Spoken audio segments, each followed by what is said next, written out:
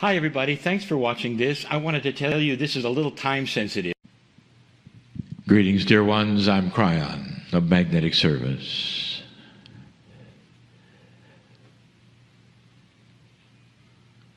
The room is filled with those I know. Those who listen later, I know.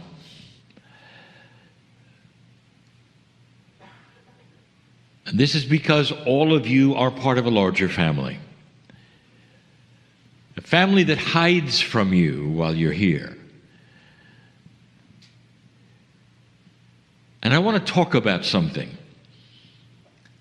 It's a subject we have broached before, but not necessarily in this way.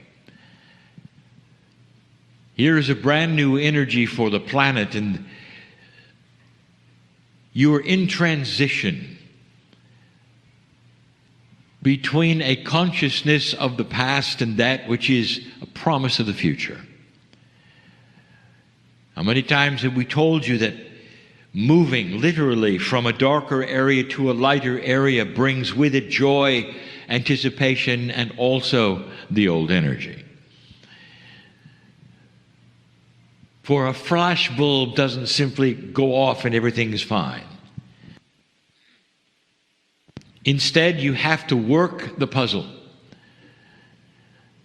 We've given you many channels about what takes place when you move from a lower to a higher place. Some of the habits, some of the biases, some of the things you don't even know you've done. There is one thing, however, which is common to most. Something that has got to be cleared.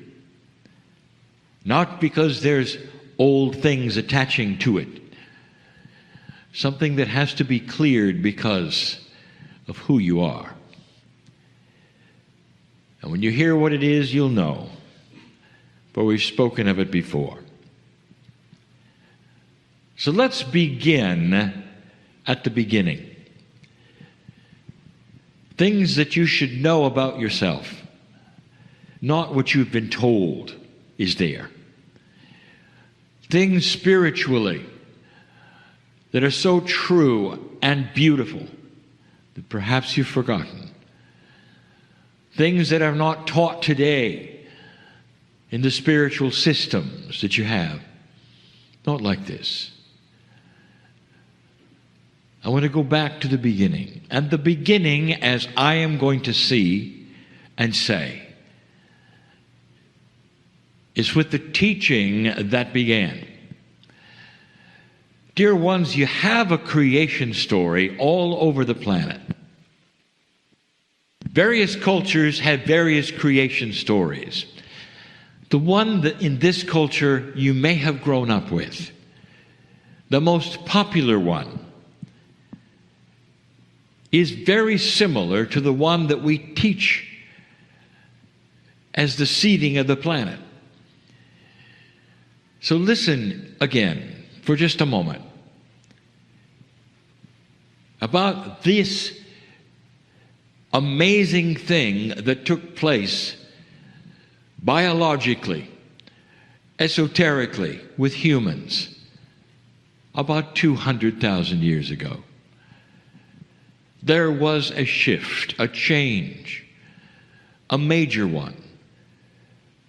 And if you wipe away all of the physics of it and the physicalness of it, what really took place was a beautiful switch, an implantation within the human being of discernment of light and dark. The knowledge for the first time of the Creator. Free choice to see it or not. Intuition. Beauty. Discernment. All of these things were new. There was a leap in evolution 200,000 years ago, designed, not by accident. It is the creation story. It's in your Holy Scripture, told perhaps differently, but it's there, the same story. That you are human beings mammals like any other on the planet, and something happened. An angelic force came down. And with the creation story you heard, it was the Adam, it was the Eve, it was the Garden of Eden, all metaphors, again, for what took place that we've told you about, where you received the beautiful knowledge of light and dark, discernment, choice. It's all over the planet. So now I'm going to put you in the place of the Creator, just for a moment. The question of, like, what would you have done? Let's say that you have the mind of God. And let us say that you have seen this miracle. It's gone by design and you were watching it. What would you do next after the seeding had been complete? To give you a hint of where I'm going,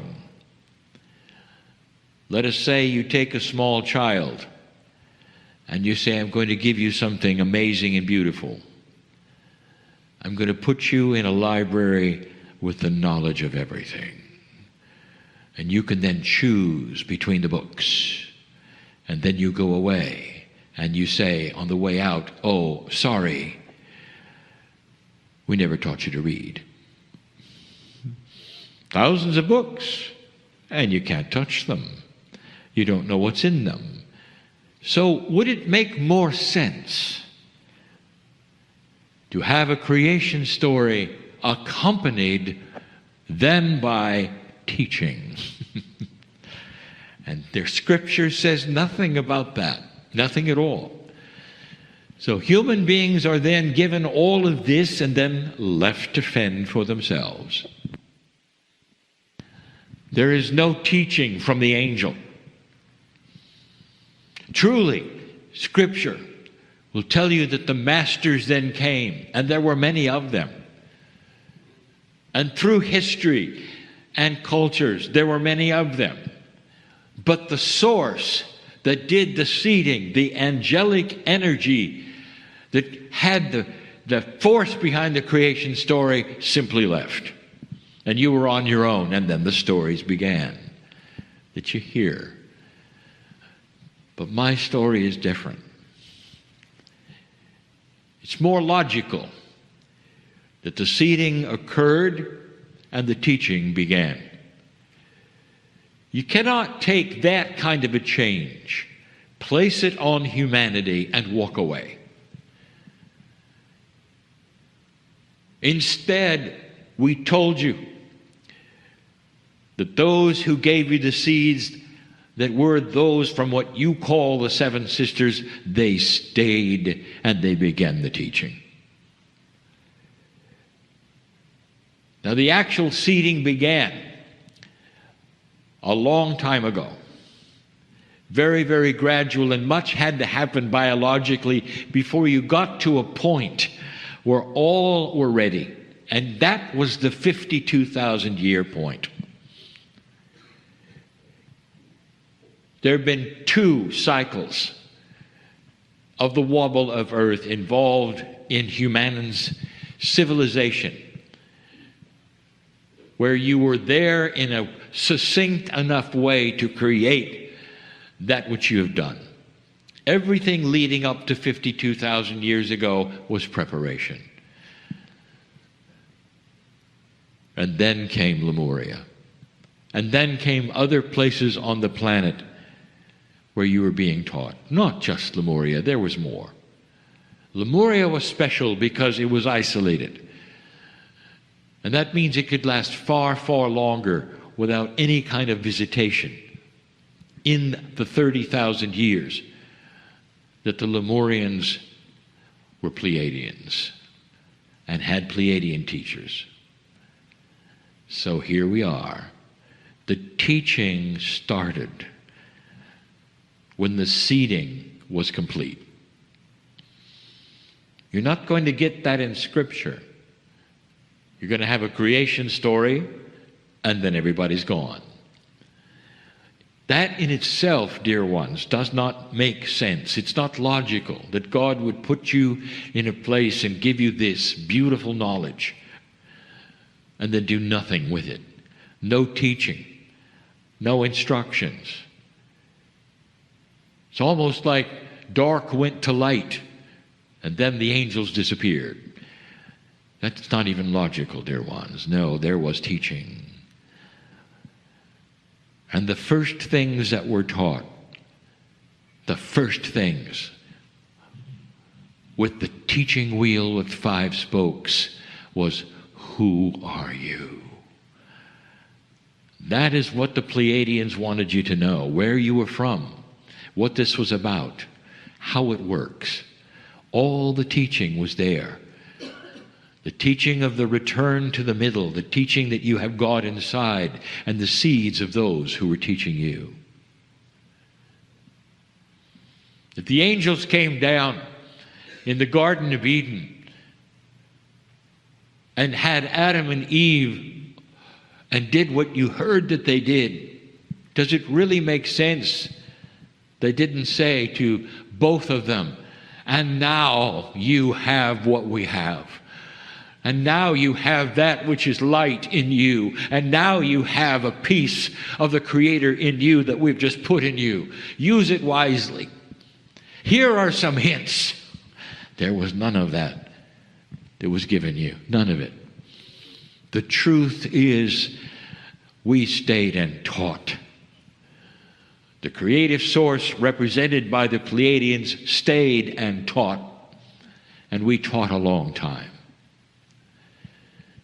Doesn't make sense to give you the library without teaching you to read. And that's what we did. And the reason I'm telling you this is because you've lost something. And you need it back, and you need it back quickly. One of the most beautiful aspects that you were taught. The Pleiadian mothers, you call them the star mothers, the teachers, would sit. Beautiful information would come out, and they would tell the children. They would say, look at your mother, meaning the one who is the teacher, and they would say, I want you to gaze upon us because someday you will be us. We want you to gaze upon us from the stars because this is the lineage of earth. We want you to gaze on us and see the beauty of the God that created you is in us and is in you. We want you to understand that you will always return to the center. No matter how many lives you think you have, no matter how long you live, that it goes both ways. You come and go from this planet, the center. You come and go because this is the system. You see, you always return to the creation, and then you go back, and then you come and you go. It's beautiful. It's a push-pull system, coming and going with the beauty of God inside. You are God. That was taught to the children. And they understood it. They understood it because they were looking at it. They saw it. The children became adults. The children's children learned the same thing. And off they went akashically to be born yet again in other places on the planet to carry this message and carry this message and carry this message.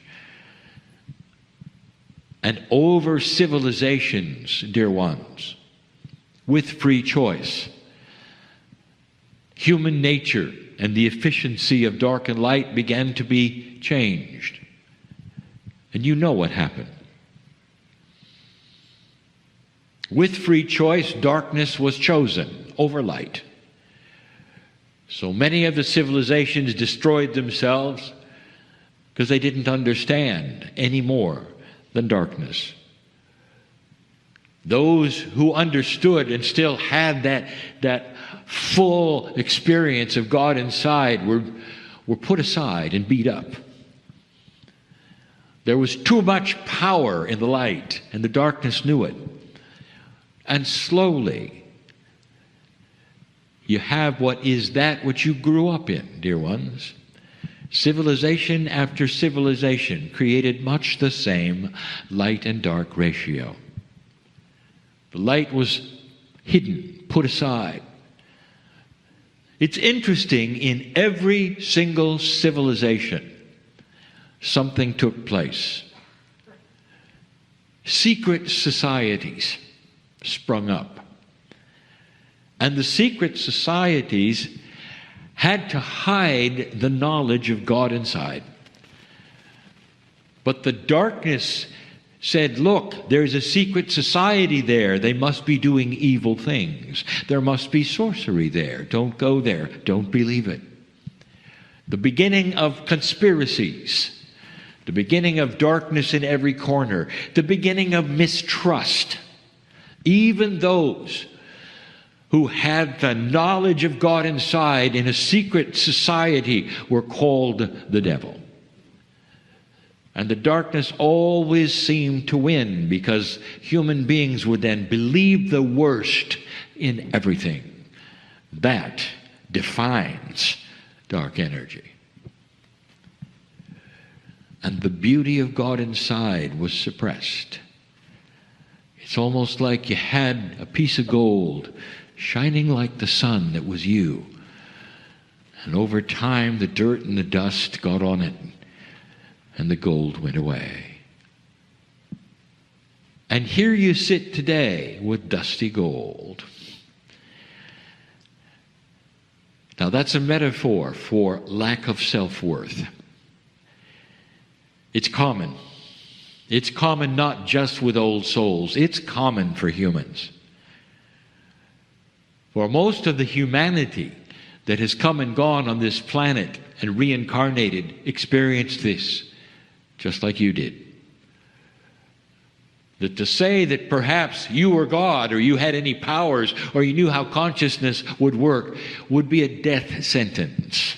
Even the shamans, the ones who could make the magic, the ones that would be turned to change the weather, even they were in trouble all the time. Because if something didn't go exactly right, then they were blamed and often terminated. Some of you were them. You are your own ancients, and in that old soul, some of you were them. Some of you were born spiritual with knowledge, and as soon as you were able to grow up and walk, you were actually following the same path yet again. Never ever believing your parents, never ever going to certain kinds of religious structural organizations. Others of you awakened later. But all of you have dusty gold. Lack of self-worth comes from lifetimes of not being believed, of having to cower in the dark. Some of you have awakened with the knowledge intuitively not to push the envelope of light. Just to behave yourself. Don't come out of the closet too quickly, or at all, because you might face it again.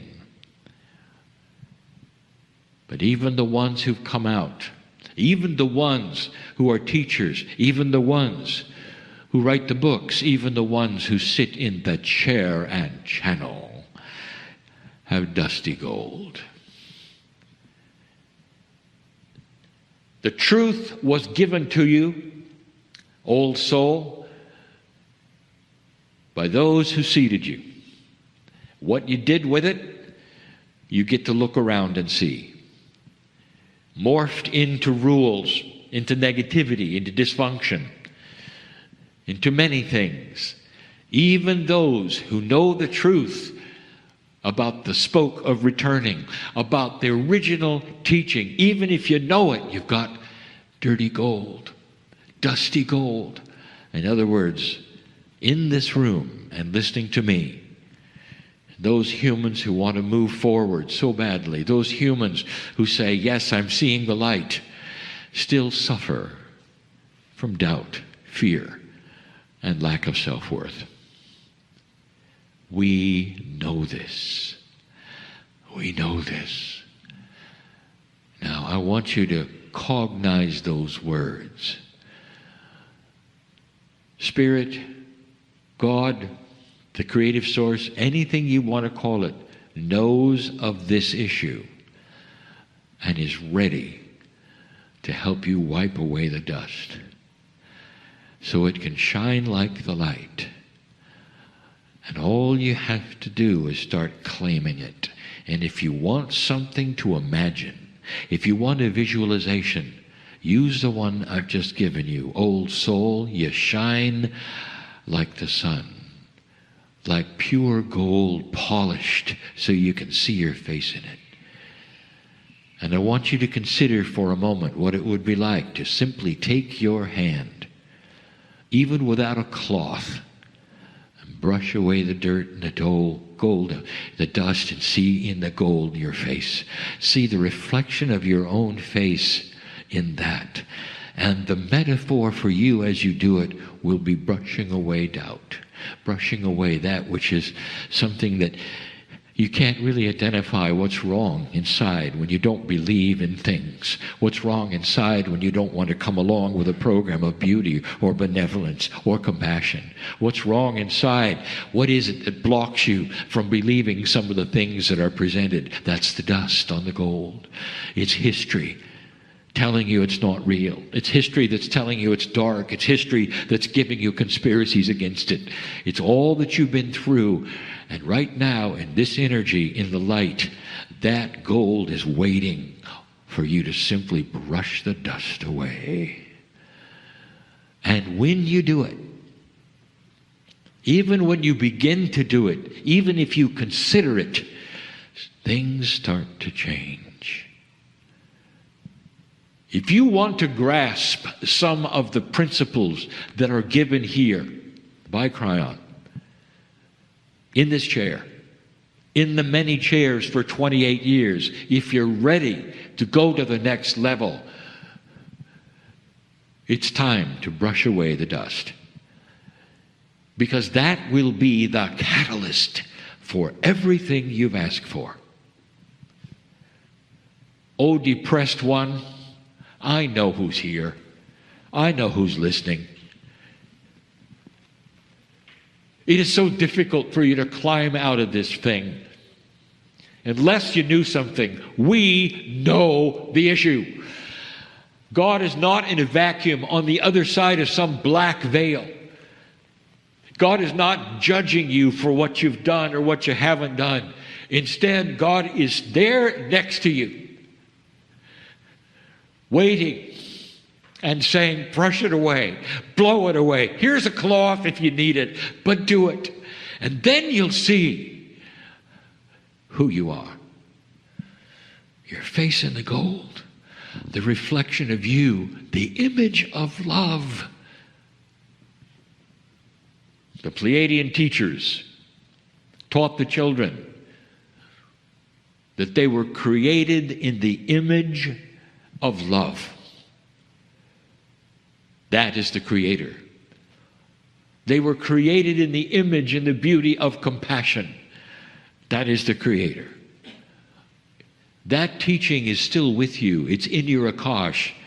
All you have to do is believe it and start brushing away the dirt, the dust, until you can see your reflection in it and say, I knew it. It's true. I am created in the image of love. Dear ones, this is going to be the major catalyst in this new energy for learning all the things you wish to learn. You cannot proceed much further and be in full and complete doubt of who you are. It doesn't happen quickly. It happens as slow or as fast as your past will allow it. Do you understand that? What have you experienced? What have you been taught? What has been drummed into you? For some, not much. For others, a lot. And so some will have to work harder at it. Oh, depressed one, I'm talking about you. But you have to know you have help. We are here. Spirit is here. Others around you are here to lift you up out of this depression and come to a place, listen to me, where you will never have the dust again. You will not go into depression again. The cycle that you're experiencing and have experienced all your life is over. I'm talking to somebody here. I'm talking also to several who are listening. The cycle will stop when you take the dust away and you finally see yourself as worthy to be on the planet. Not just worthy, you've got stuff to do.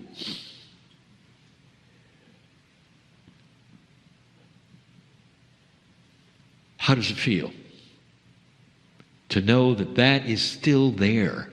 You don't have to reach anywhere for it. You don't have to go anywhere for it. You don't have to study for it. Just blow the dust away. And what you're going to see is the beauty that you are. It's so much easier to see love and love yourself when you're not looking into something you can't even see, a mirror that is so dark. How are you going to see yourself to even know who you are when you're looking at a mirror that has so much dirt on it? Brush it away. Start to see that mirror, that reflection, that gold of God in you. It never changed. Only history changed it. Only what you were told it changed it. And it's time to grow up and make your own decisions about who you are and what your relationship is to the universe, to the Creator, to the God inside. Oh, beautiful one. Oh, magnificent human being. I know what that reflection looks like. Go do it. It's time. And so it is.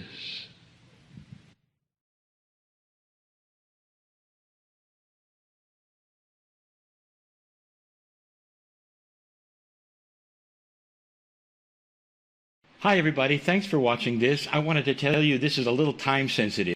Hi everybody, thanks for watching this. I wanted to tell you this is a little time sensitive. So we are at the 7th day of our tour, arriving at the main nature place excursion of the day, which is the God's Waterfall. Indeed, it's majestic and grand, as we would like God to be. We'll take this moment to anchor ourselves once again as one group, as one soul, on this journey in beautiful, amazing, and Gaia-gifting Iceland, that once again inviting us to speak to us. Every place has something new to offer to you. So center once again in your own being, through your own field, through your own heart, through your soul, deeper into this space. Feel the energy beneath you and all around you. Feel the elements of nature, the warmth of the beautiful sun that gifted us as well, the snow, the cold breeze, the sounds of the waterfall behind you.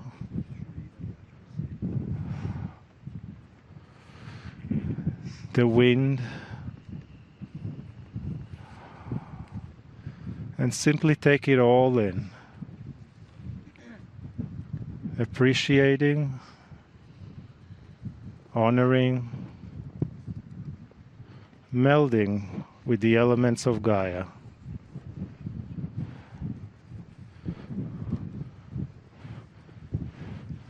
At this time, when the world is still gripped in many places in worry, anxiety, and fear, let us invite them also into this circle.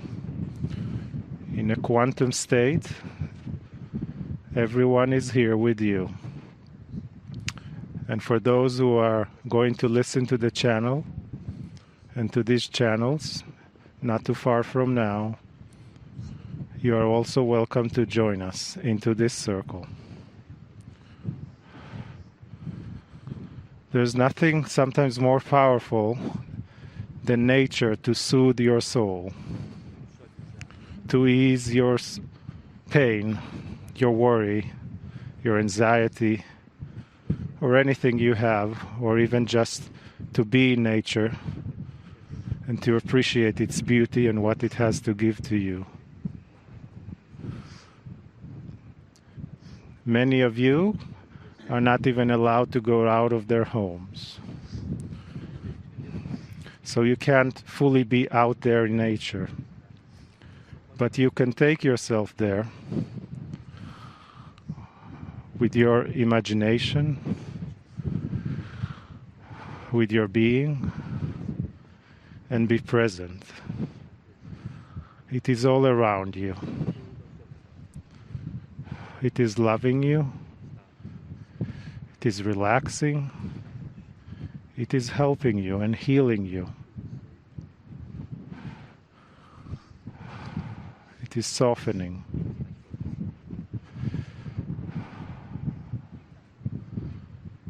Let Gaia love you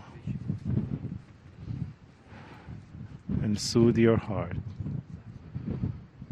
And know that all is well. And all is well.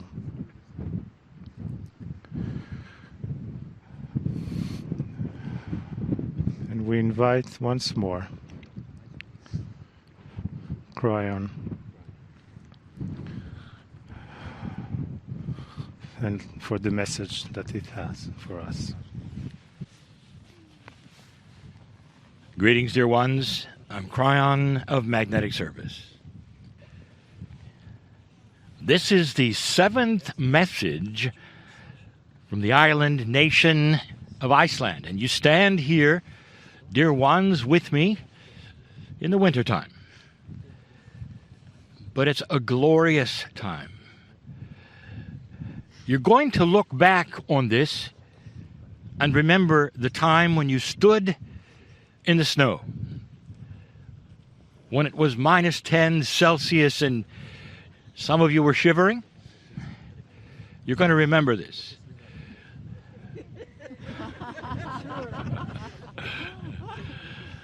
But I want you to remember the sun. I want you to remember what you're seeing with your eyes, what you've just seen here. The pristineness, the majesty, the beauty, the energy that pours from this place that says, welcome to you. Welcome to you. In these moments, let the sun be that which would warm you just for the few moments that I wish to speak. My partner wants an unspoken rule to be written right now in the snow. And that unspoken rule would be this: the colder it is, the shorter the channel.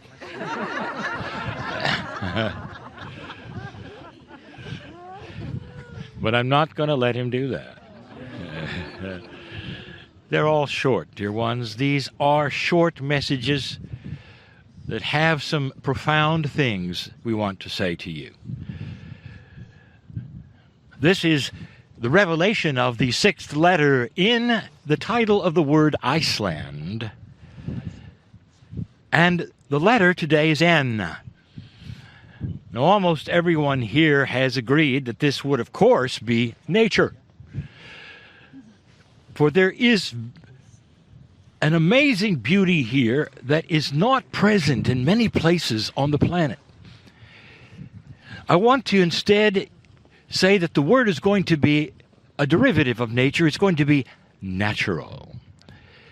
Almost everyone here or listening to my voice has something pristine to say about the word natural. You look for natural things.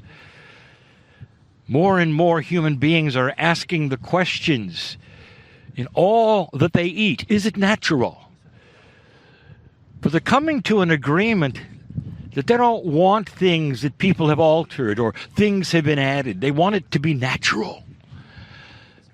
And so I want to give you just a little history to just think about in these next moments or so about natural.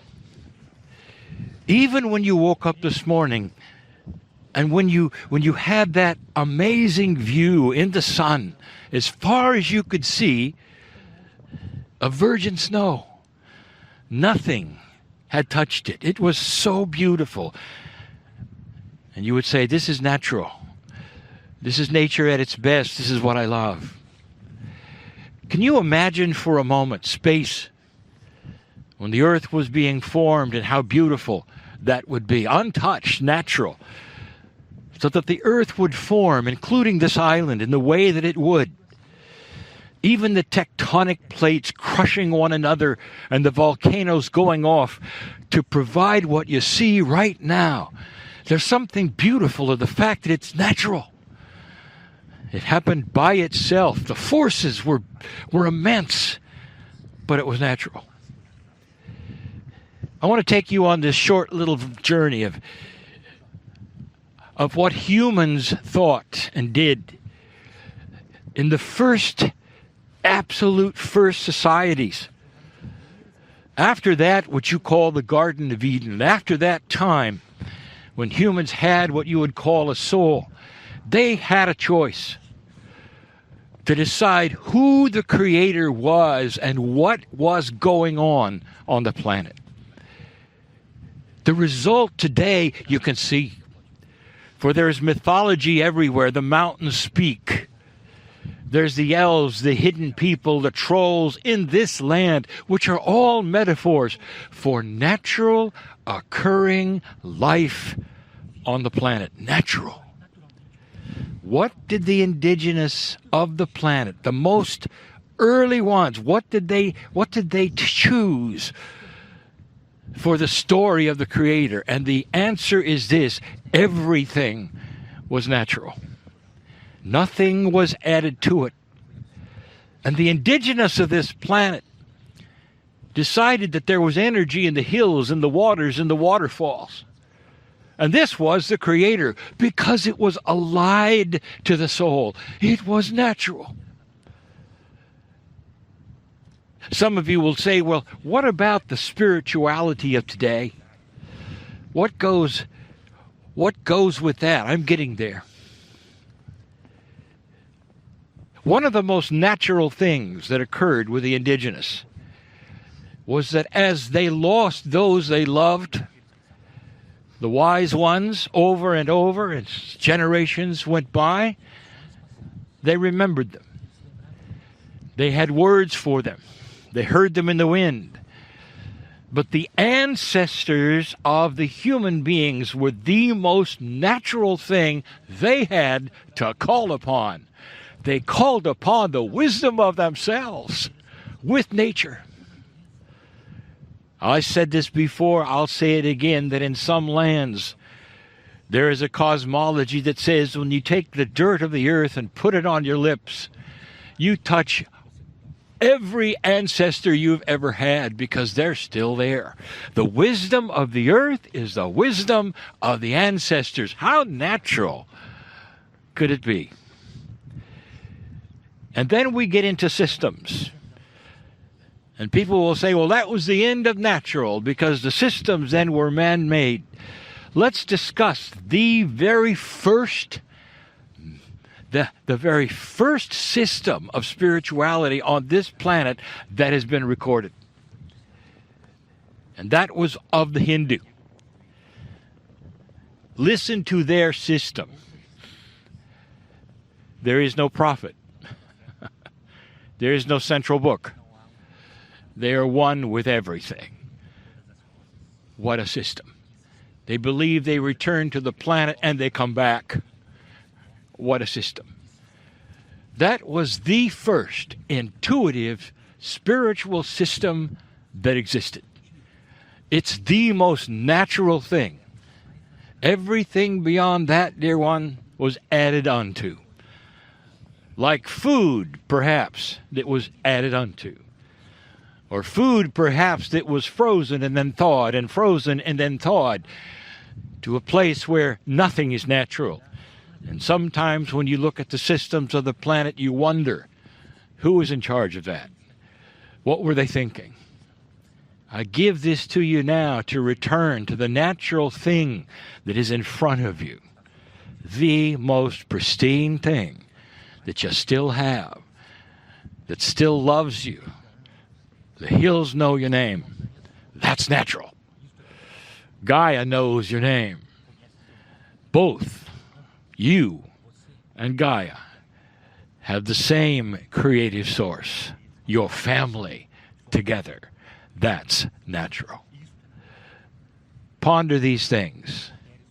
The channel is over. And so it is.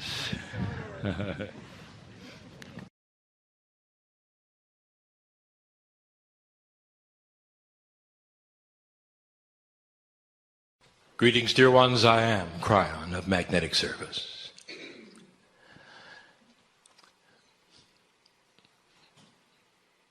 There would be those who would wonder about the consciousness of God. And how is it that such a high vibrating attitude could ever be presented in 3D? And so we again tell you that this is the puzzle of what you see happening now. That those who have come here designed to be the teachers, that would have the attributes needed to do what you are hearing now, are the ones that become the spiritual translators. And they're in the room. And we know who they are. And it goes beyond those who would channel, right into those who would teach. It goes to those that call themselves in this room healers. For they have the same task as the channeler or the teacher. And that is translating a perceptual, metaphorical message into 3D practicality. The healer stands before that person who comes before them. And their intellect knows at a 3D level only half the story. And the discernment of their higher self and the energy that pours to them, which we call channeling, gives them the rest of the picture. Where to touch, what energies to develop, whether to be soft or energetic. The teacher stands before the piece of paper, which is empty, and asks, what is next? And on the paper starts to flow the information for the next sermon. And that's channeling. The one who sits in the chair empties their mind accordingly and does not give God a laundry list of things that are wrong in their lives.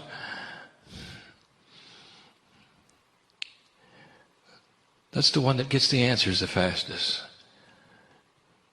The wise one knows that God is always with them and knows all of the things that have occurred in their life. Right at the point they sat in the chair. We say it again, blessed is the one who is quiet and says, "Dear God, tell me what it is I need to know." Without a bias, without a prejudgment of what they think the answer might be. And that's when it flows in. And sometimes the answer is simple. Dear one, if you come to that point, that precipice, and you need answers so badly and you want to hear the numbers or the words, don't be disappointed if all you get is a hug. And my partner said it, that is an answer. And the answer when you get a hug is that practical answers are on the way. You're going to get them. You're going to see them. Synchronicity will bring them. And in the process, relax. Without the relaxation of that, you will make decisions that'll get in the way of the synchronicity that will occur. Therefore, the hug is an answer, isn't it? That you're not alone. That you're never alone. This entire seminar, this entire day, has been about perceptual communications. From the information about the alignment of 2012 right down to what my partner calls a quantum perception, has been everything he has been told to do. And through synchronicity, he has been given the teaching points. And this is the way it works. And whether it's an author on stage, or whether it's a mom with her kids, the answers come in these ways. The mother loves their children so much, wants to see them with wisdom. The children don't necessarily have yet. Doesn't want them to make the mistakes they made. I want to tell you, there are answers in that. There are answers in that. Teach the children what you know about God. That's the answer. Don't teach the child what was wrong with what they did or what's wrong with what you did. Don't teach the child necessarily the lineage of mistakes you made. Instead, look in the child's eyes and say, I want to tell you what I found. That it's most important to me, that goes beyond any generation gap that ever existed. I found God in me and you've got it in you. And you can find it any way you want to. But it's going to keep you out of trouble. It's going to keep you wise. And innately you'll know what to do at the times when your parents are not around. You couldn't give a child anything better than that. This is quantum teaching. The word quantum used in a popular way, meaning that which appears to be nonsensical randomness has purpose and there is a system to it. You can't see the logic of it because it's out of your dimensional perception. So I want this to be a message today, a core message, one that gets published, about perception. I want to show you how human beings perceive God in an old and a new energy, and how God perceives humans. Pieces and parts of all this been taught now for 21 years. We put it together so you can hear it yet again. Altogether, a perceptual message. Human beings are changing the way they think. But it cannot change unless you get out of what you would call the survival instinct of 3 dimensions. For within the reality that you claim is all there is the box you put God in. And that gets in the way of everything you do. Think about these things. All of these years, what humans do with energy. When you feel something that is not part of your reality, it disturbs you. And you do one of two things with it. You either worship it or you condemn it. Very few human beings absorb it. Because it's frightening, is it not? It is not in the box of the reality that you would expect. If a miracle happens, what do? Thank you, God, you say. All of the credit, therefore, goes to a divine power you cannot understand, which is beyond all things explainable. And if something goes bump in the night, it's the devil. It's evil. Now let me expand your box for a moment. What if all of those things were normal? What if they're part of humanism? What if instead of closing in your box, you build a bigger box?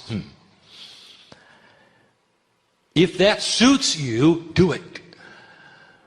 Take the box and double its size and include energies you don't understand in the smaller box.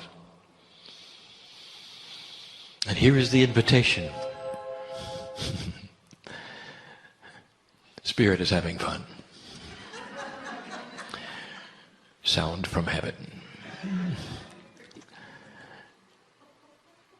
The next time you get an unusual healing, something that happens out of the normal, something that you might even label as typical spontaneous remission, which isn't, why don't you say, thank you, inside the Creator, which allowed this to be manifested. Why don't you say, I am powerful in that I am a piece of God, and all of these things I give thanks for. In the name of who I am, a creative piece of the universe, learning to expand my energy. And when something goes bump in the night, you might consider that it's part of a system of energy, for we have told you that all energies that are produced on the planet stay here. All good things, all bad things in your purview. If there was a dramatic moment, something that is abominable to the human spirit, it is imprinted in the air. Bang! Stays there like a tape that replays itself. It's energy. Doesn't necessarily mean it's an entity, does it? And you might experience it. It's not evil. It's simply energy. And what does it beg you to do? Clear it. We've told you this before because your energy allowance has an attribute. That light is more powerful than dark because light is active and dark is passive. That is to say, if you have a dark room, and you open the door, dark does not leak out. If instead you light a match, darkness vanishes, for it cannot exist with light there, you see? Dark has no substance, for it is defined as the absence of light. Therefore, if you come upon an energy which you feel is a stamp of inappropriateness for your magnificence that is in your purview,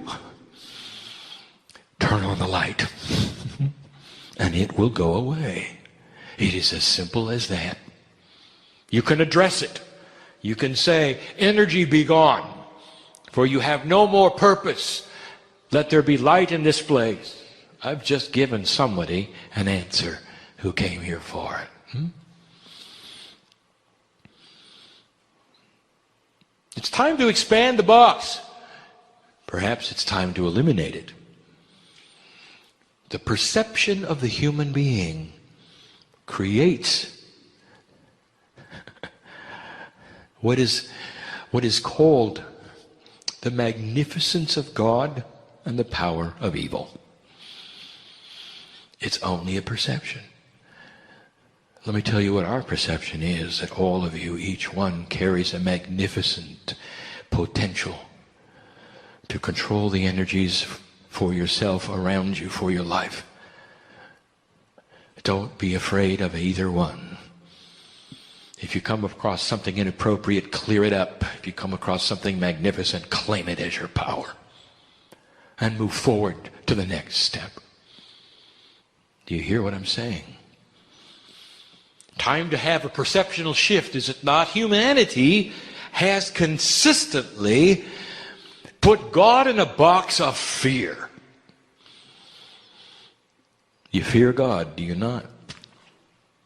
Because God is big and humans are not, supposedly. Let's talk about that human perception. The human wants to paste human attributes on the divine. The creator of the universe. Supposedly, when you step across the veil, you're going to find strife. You're going to find war. You're going to find angels fighting angels. That's your mythology, isn't it? You're going to find one of the attributes of humanity that you have pasted on God completely and totally. You're going to find punishment and reward. Did you know it doesn't exist on this side of the veil? I want to tell you what exists on my side of the veil.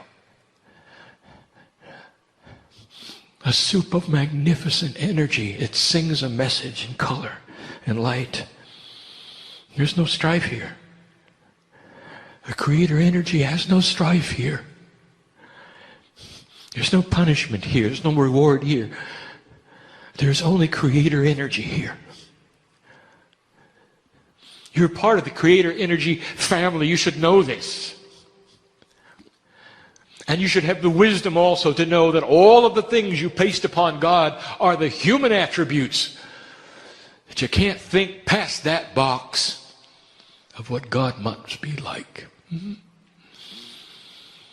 And so you create wars in heaven, you create angel strife, you create things that would then explain the devil. Fallen angels, pearly gates, lists of do's and don'ts, of goods and bads, accounting, places you go, golden streets.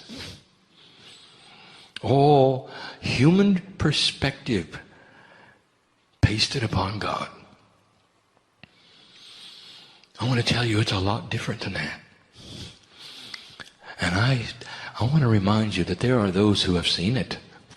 Why don't you ask somebody who has had what you would call a near-death experience, when they got close, ever so close to the Creator's energy, when they just barely touched it, when the heart was stopping and the breathing was almost gone, before they were brought back to life with science. They got to go there, they got to touch the hand of God that was just barely creeping through the door that was barely opening, and what they saw was magnificent. Filled with love and filled with light and filled with family. Filled with beauty. There was no strife there. There was no punishment there. And when they came back, listen to what they told you. For it changed their lives, didn't it? Listen to each one talk about it. There is nothing to fear, they said. Death is something you experience a lot of. Blessed is the human being when they're born and when they die. And they have the wisdom to say, oh, it's uncomfortable, but I'll get over it. Because I've done it before. Birth and death, most uncomfortable. And how many times have you done it, old soul? All of you are going to go through it again. Every single one in this room is coming back. Sorry. I'll tell you why. I've said it before. You have the mind of God on the other side of the veil, not the mind of a human being. You see the Akash, you know who you are, you see the lineage, a purpose of who you are. You can't stay on my side of the veil when you're not complete, when you're not finished. Here you are in the shift. It's going to shift the planet so that when you return, you can finally do something. Do you understand what I'm saying? This is the transition. And you come back, you can finally do something. Old soul, it's eminent. Some of you over 50,000 years old. You're not going to stay away. You're not going to miss the end of the transition. There's a lot more here perceived than you know. In an old energy, humans even took God to the limit, making many of them, one for the ocean, one for the sky, giving them children, creating anger, reward, love and hate. All the Greek gods had that. Trickery, deceit, deception, revenge, all assigned to God. Have you ever heard a revengeful God? That is a human attribute pasted upon the energy of fear. There's nothing to fear. You're growing up. You're starting to understand that if the Creator's inside, that communication to God is instantaneous. It is yours to have. You don't need an intermediary. You might have in an older energy. That's why it occurred. Let me tell you about worship. Let me define worship for you. Blessed is the human being who gets together with another human being or a group of human beings to celebrate their divinity. That's worship. And what is exactly the thing you're worshiping? Is it a great divine power that you are going to kneel in front of? Or are you honoring that which is the God inside you? You know the answer. For humanity is beginning to see it and beginning to change. I am Kryon, so I feel an interdimensionality that you cannot.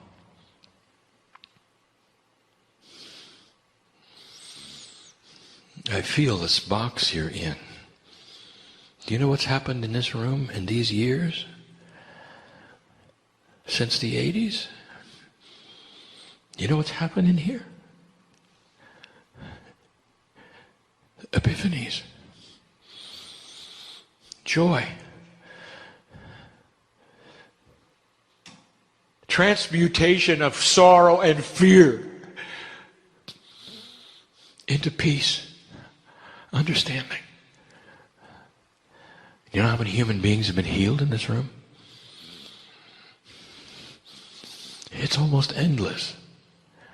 The lineage of the space you sit in knows the truth of what I say.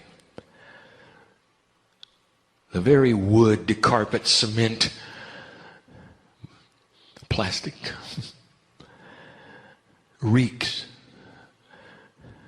with a message to me. I see it all. It makes me weep with joy of those that found the family in this room. And it doesn't just stop there. For Spirit then looks at those who built it and the purpose and the intent of the builders. It doesn't even stop there.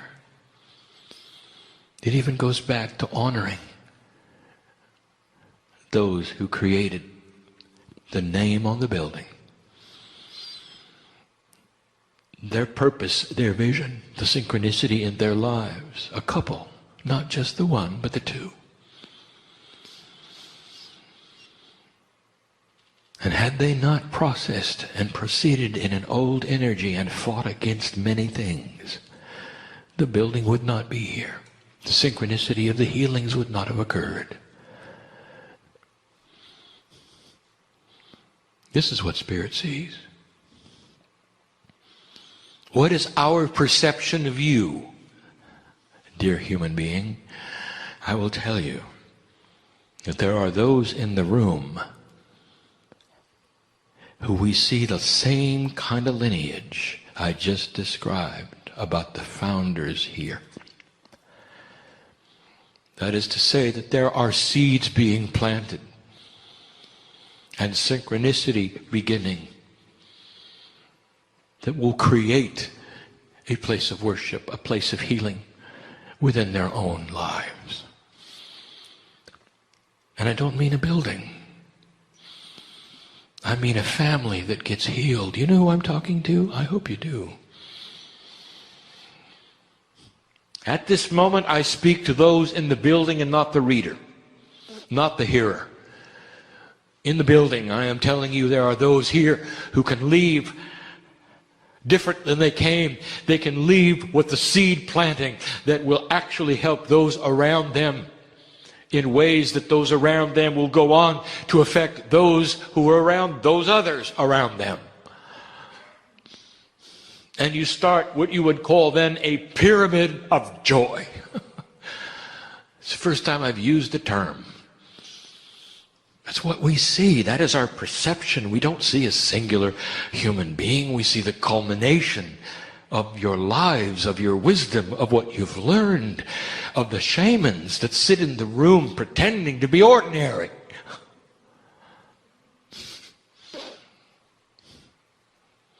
We see the potential of what you can do and what is coming.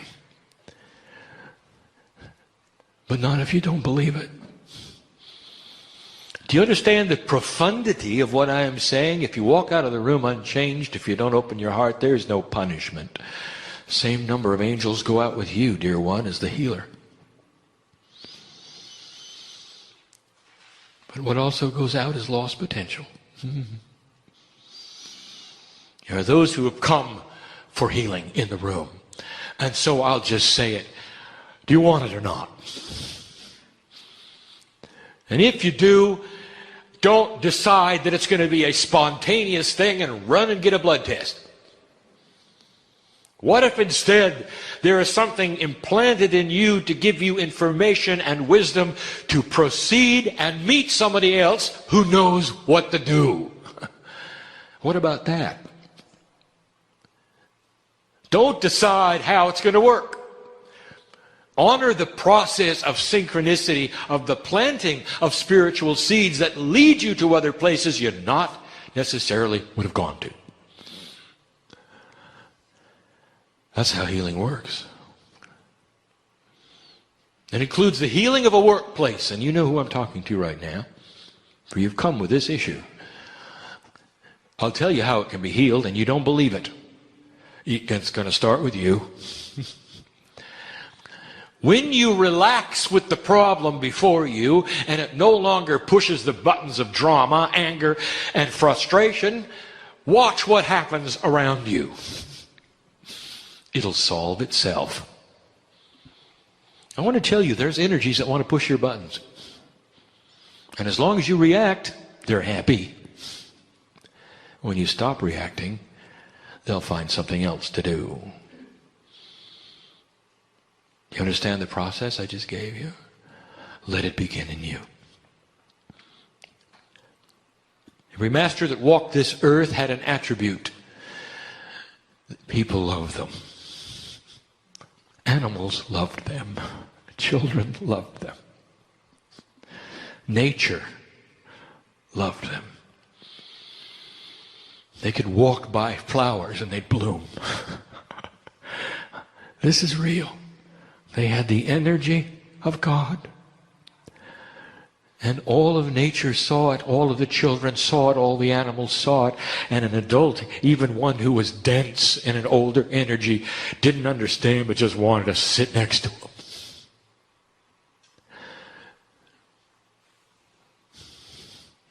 And that includes the Christ. The one whose picture hangs laughing in the hallway. You just want to be with him, didn't you? Can you imagine if he were here? What would this magnificent master have to offer? I want to tell you, most of you wouldn't care. You just want to sit next to him and feel the love and enjoy the presence and know all is well. And you know I'm right. So here's the puzzle. How would you like that for you? To be so alive with that which is inside that all those around you just want to be with you. Don't want you to do anything. They just want to be with you. Mom, I'll tell you something. If you make the shift, your children are not going to leave you. Now that's for somebody reading. Don't be afraid of it. Because the children are going to see God in you. They're not going to see weirdness in you. Don't give them a Kryon book. Just be a great mom. They'll find their own books. That's the perception we have. A long-term planting of seeds that sometimes don't even bloom until you come back in another body. What about that? But unless you do it right now, the next one is going to have the same problems you've got today. So why not create a setup that allows for you to change your Akash now, so that no matter what happens in the future, no matter what the incarnation or expression you have, you're going to come in ready to work with a light turned on. And you never have to go through what you've gone through this time, ever. How does it sound? Well, that's what the human being can do in this energy. And that's our perception today of you. It's not a fearful God. It's a magnificent family partner with its hand out. Can you get over the perception that God is big and you're not? Can you get over the perception that God's in the sky and you're not? Can you instead encompass a perception that says you are everywhere and that God is you? And when you walk out the door, you're not alone. And when you have a perplexing problem or a frustration, you can learn to breathe, relax, and get the answer you need. And it may not be in 3D, it may not be in the numbers or the words, but you'll know which direction to turn because you'll feel it. Trust first impressions. They're the ones that are subtle. They're the ones that you're not used to. That's the energy that is expanded outside of the box that you're in. Don't analyze it. Don't intellectualize it. Listen to your heart. There is a balance between the intellectual and the heart. It's needed to move into the areas that we speak of. Don't throw away your logic. Enhance it with the heart. And then here's something for somebody. My partner spoke of the bias, that the human always wants to move forward and never backward. You don't understand. Sometimes moving back is to revisit something to learn it better. It's not a bad thing. Somebody needed to hear that here. Give it another shot. Don't make up your mind. It's over. And that's for you, and you know who I'm talking to. I know who you are. Why wouldn't I? Family, why wouldn't I? With auras that are 26 feet across, why wouldn't I? You think you're hiding in the back there? Oh. Magnificent. I have a woman sitting here who used to hold a very big sword. And she knows who she is. In battle, he was great. And now she holds the sword differently. Today it's the sword of truth. And she slays drama. And she slays all things inappropriate. And the sword is even bigger. You don't know who you are. Maybe it's time you listened to inside. Your DNA knows. Inside your DNA, 90% of it is involved in spiritual quest. 90% is quantum.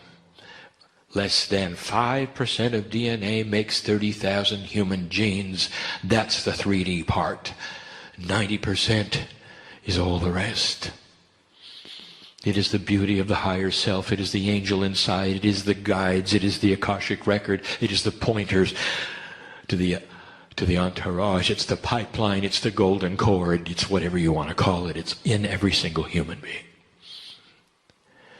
And you are beginning to activate it. It brings you to the chairs today, does it not? Makes you wonder why you're here. I know why you're here. I know what brought you here. You all have something in common. You're all my family. You even remember what the universe looks like. You can hardly wait to take a look again. Beautiful beyond words. Glorious with energies that you will remember when you go back. And when it's time, you'll return. There is no one God.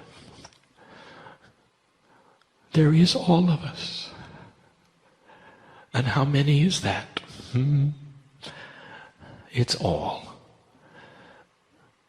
An infinite number of ones that together make it all work in a system called love.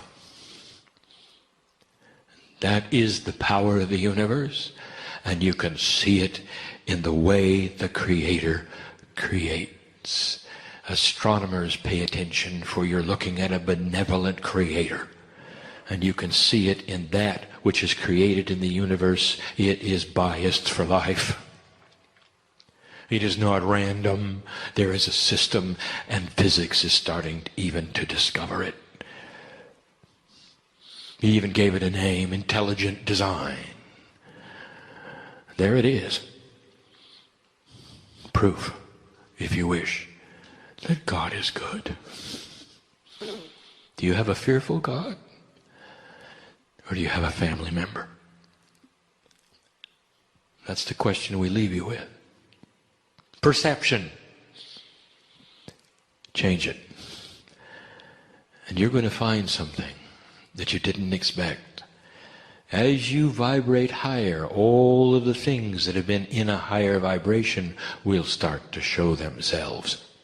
Invisible to you in a lower vibration, observable and usable in a higher one. The tools lay there, unused and ready. Manifestation is yours. Longer life, the elimination of disease, the beginning of you being able to change your own cellular structure, your makeup. You can do things that only stem cells can do with your very conscious thought. It's always been there. But you're going to have to vibrate higher to see it. Perception. How do you perceive us? I hope today has changed it. And you will see us the way we are. A family with our hands out, ready to take yours. On a journey you didn't expect. And so it is. I like to be consistent in the way we did it last night and the way we're going to do it tonight. And so what I'm going to ask is for all of our guests in a moment to come in. And they're going to sit in the order they presented, and each one is going to do a little presentation representing either their entity or what they want to say. And before I do that, I want to say thank you to all of them. It's been another great day. And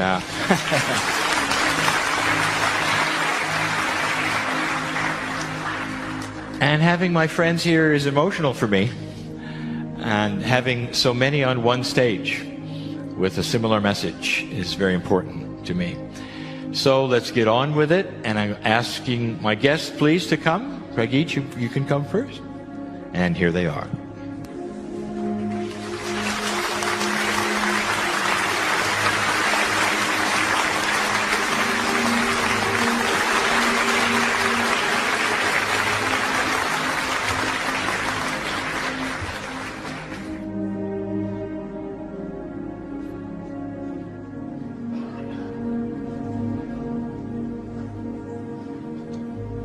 Thank you, my lovely friends, for all that you're doing for our planet, for being here, for participating in the way you are, and for the love you have for us, one another, for me, and for them.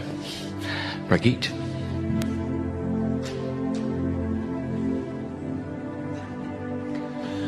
Beloved ones, we greet thee again. And again we invite you to simply relax.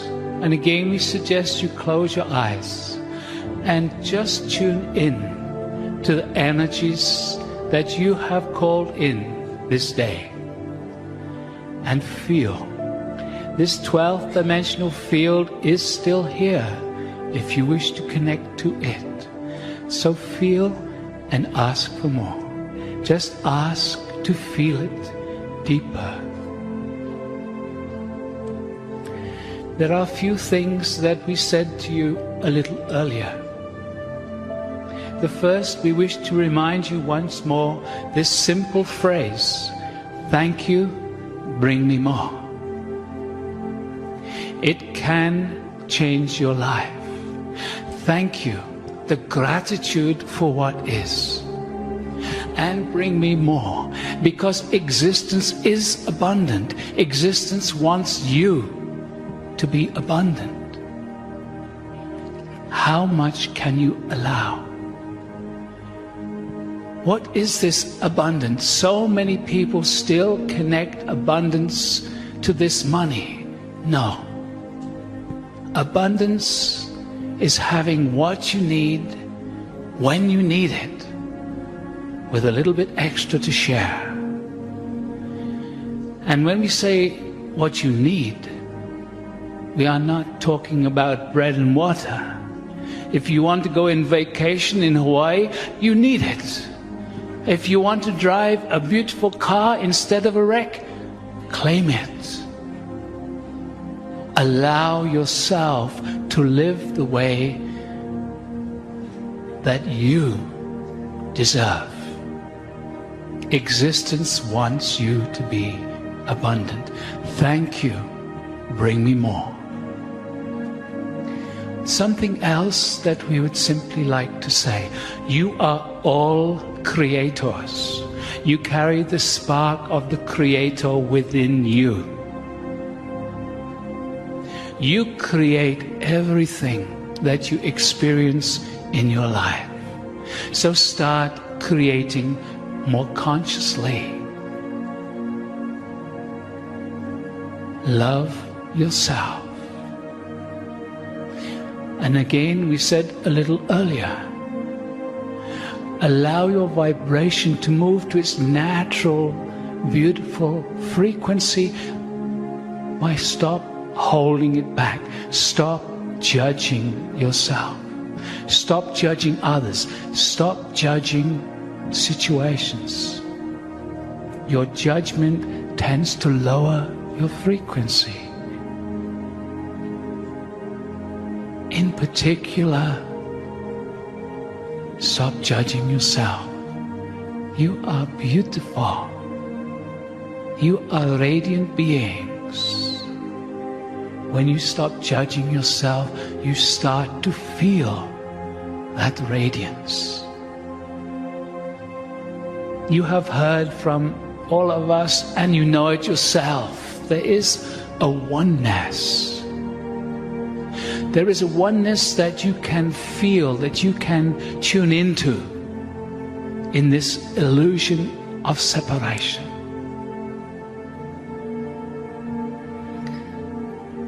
We love you. and we bless you. There is so much joy and excitement around the universe for what is occurring here. Do you know that? Do you know that you are being watched right now? Do you know that multidimensional beings are here with you right now? It is the case. And as you allow self to open up to the grandeur that you are, you will begin to feel and then experience these multidimensional beings in your life. For you too are multidimensional, temporarily experiencing this beautiful, wonderful Gaia, as we like to call her, the earth or Gaia. You are on the leading edge of creation. You here gathered are on the leading edge of awakening of humanity. You have been acknowledged for this these days. You have been invited to go and share your light, to share your beauty, your radiance. It is a joy for us to observe and to laugh with you and to feel the tears of joy with you. It touched us deeply when our beautiful spokesperson Julianne brought a little stargate to give to this one Ilan, and we could feel so many of you saying, "Oh, ooh, I would like that." And so in your tomorrow, we will bring another one and give it to Ilan. Who will be the grand creator who receives that?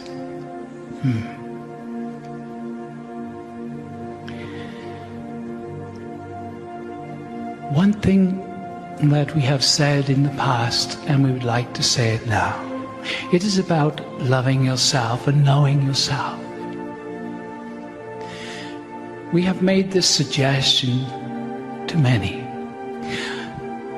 Love your body, this physicality. And we make a suggestion. Love the body as if it is your closest friend, your lover. When you take a shower, slow down, embrace the body. I love you, I love you, I love you. It will start to give you an experience of yourself in a different way. It will start to help you to connect to the innate intelligence. When we first suggested to Pragit that he does this, he felt a little strange in the shower saying, "I love you." He whispered it at first. But after a while, it took him a while, because he wasn't totally being that love. But then suddenly one day when he was saying, "I love you," caressing, acknowledging, loving the body, he felt the body respond. It was almost, he describes it as an inner hug. The body responded. He suddenly felt like a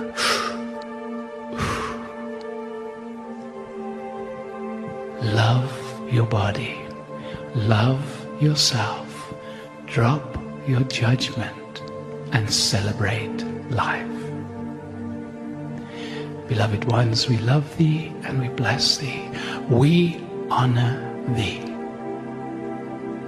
And we will talk to you again very soon.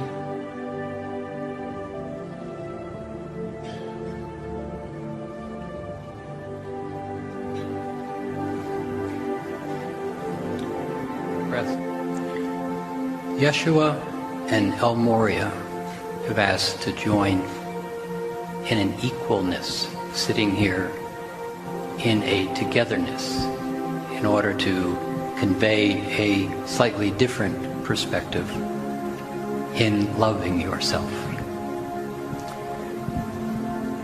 A word that I believe Adamas spoke of yesterday was selfish. It's a word that in this third dimensional reality that we play is not a very nice word, but there's two ends to that stick, selfishness. Most see it as stepping on someone, using someone, taking advantage of someone to progress their own well-being. Not many like that, except those that are so much in fear and pain that exercise that end of the stick. But Yeshua and Metatron, Yeshua and El Moria, wish to speak of the other end of the stick. One that says, have for yourself. See, so many of you are healers, and you give, and you give, and you give. So many of you have grown up in the religions that say it is better to give than to receive. But if you keep giving, and giving, and giving, and giving, and giving, there's nothing left to give. But we've grown up in that third dimensional reality, having no power and giving. As this shift of consciousness unfolds, you are being requested to be selfish, to simply begin to have for yourself. Continue to give, but have that which nurtures you. Allow it to be abundant as it flows to you. And give freely of the excess. In that third dimensional game that we've played, in being controlled and weaker and less, giving for many was the way of finding that space in the heart. But in this shift, it's about having for yourself. The shift allows you, instead of looking externally for your well-being, for your validation, for your acceptance, it's in the space where you become selfish, in the heart, in the sacred heart. It's in the sacred heart that you begin to recognize in present time that I can observe the world. I don't have to move to it in order to fit in with it. It's a space where you begin to recognize happy, present, capable, certain. It's very soft. It comes with ease. But as you recognize it, a very significant shift happens. In your well-being, everything comes to you. You need not go externally looking for filling the lack. The lack is in the external movement. But as you sit in the sacred heart that's opening, as you begin to experience the personal power of being selfish, you begin to find that you have for yourself. But more so, in that space, you begin to recognize what power is. Power has no sword. Power has no force. There's no push. There's no external exertion. There's a presence. You, in the love and the power, one with the Creator. Everything comes to you. It's a place where you have to choose to know yourself. It's not difficult, but it is not necessarily easy, because my well-being, my belief system, my thoughts, my habits take me out there for what is really in here. So we ask you to begin to know your power, and it's in that power that you begin to know the love that you are.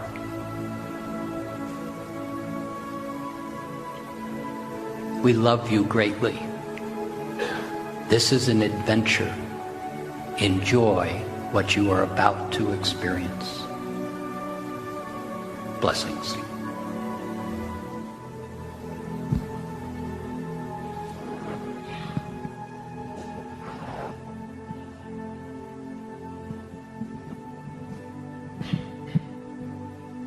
Good evening. I'll tell you a wee story. This big. An old friend of mine by the name of Raven. He was telling for a story from his grandfather's grandfather. That's a long ways back, you know. But understand this. He was telling the story of himself. Because what this remembered is that he was that little self. And the grandfather was telling him how to cross the stream, so to speak. So he walked out into the middle of the stream and he told the young raven, he said, now when you come out here, be careful. You know, the raven, he's just ready. He showed his grandpuppy. He stepped right into the stream and sploosh right on his butt. There he stood there looking, wiping the water out of his face. He stood up quickly and he wanted to get to his grandfather, who had moved further out into the stream. No problem, he thought, I'll just run quickly out there, and on his face this time. And the grandfather spoke to him. And he said, remember this, lad. When you're going to take a step on this dimension that you call Earth, you got to be important. Every foot has got to have a foot before you set it down.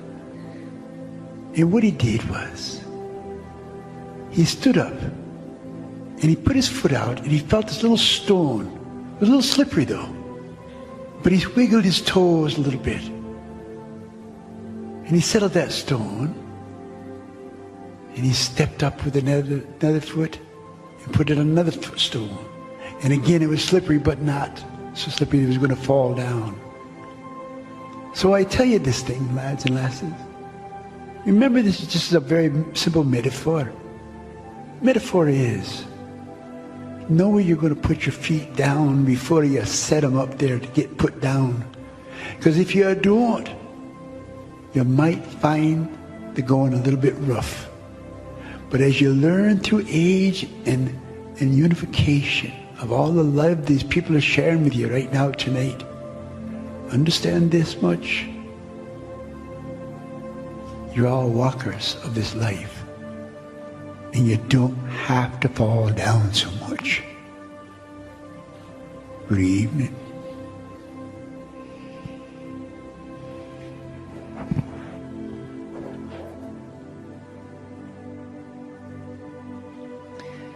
I am the wisdom of the feminine divine, in honor of the wisdom of the masculine divine. We wish to continue to speak of love, of self, and deep nurturing.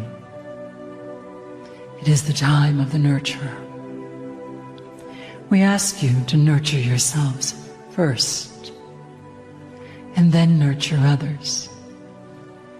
And the deeper you go in the strength and expression of the infinite love, you will find a beautiful exchange, an infinity symbol, where you love others, you love yourself. You love others, you love yourself. And before you know it, you don't know where one ends and the other begins. It begins with you nurturing yourself in the energy of wholeness, in the energy of holiness.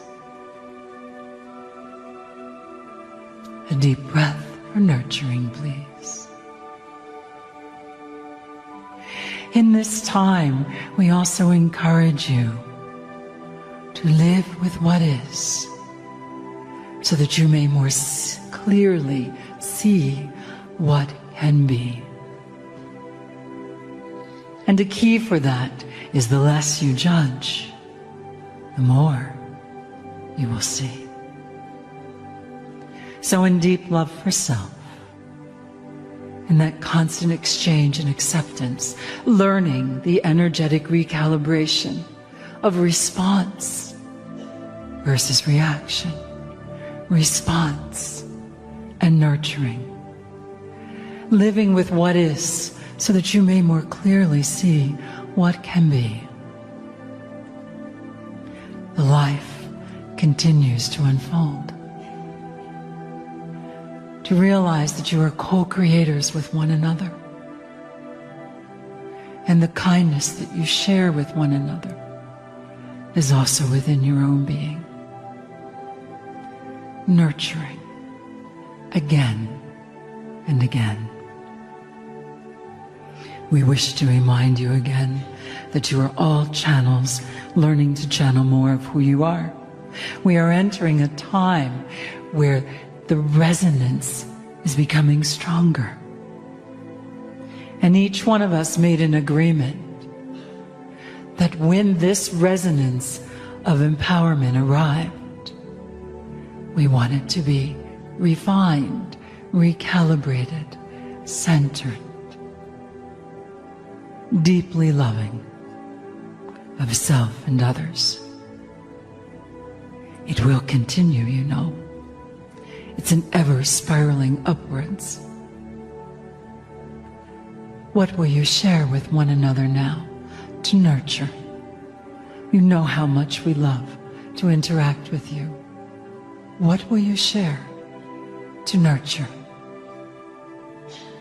Speak up.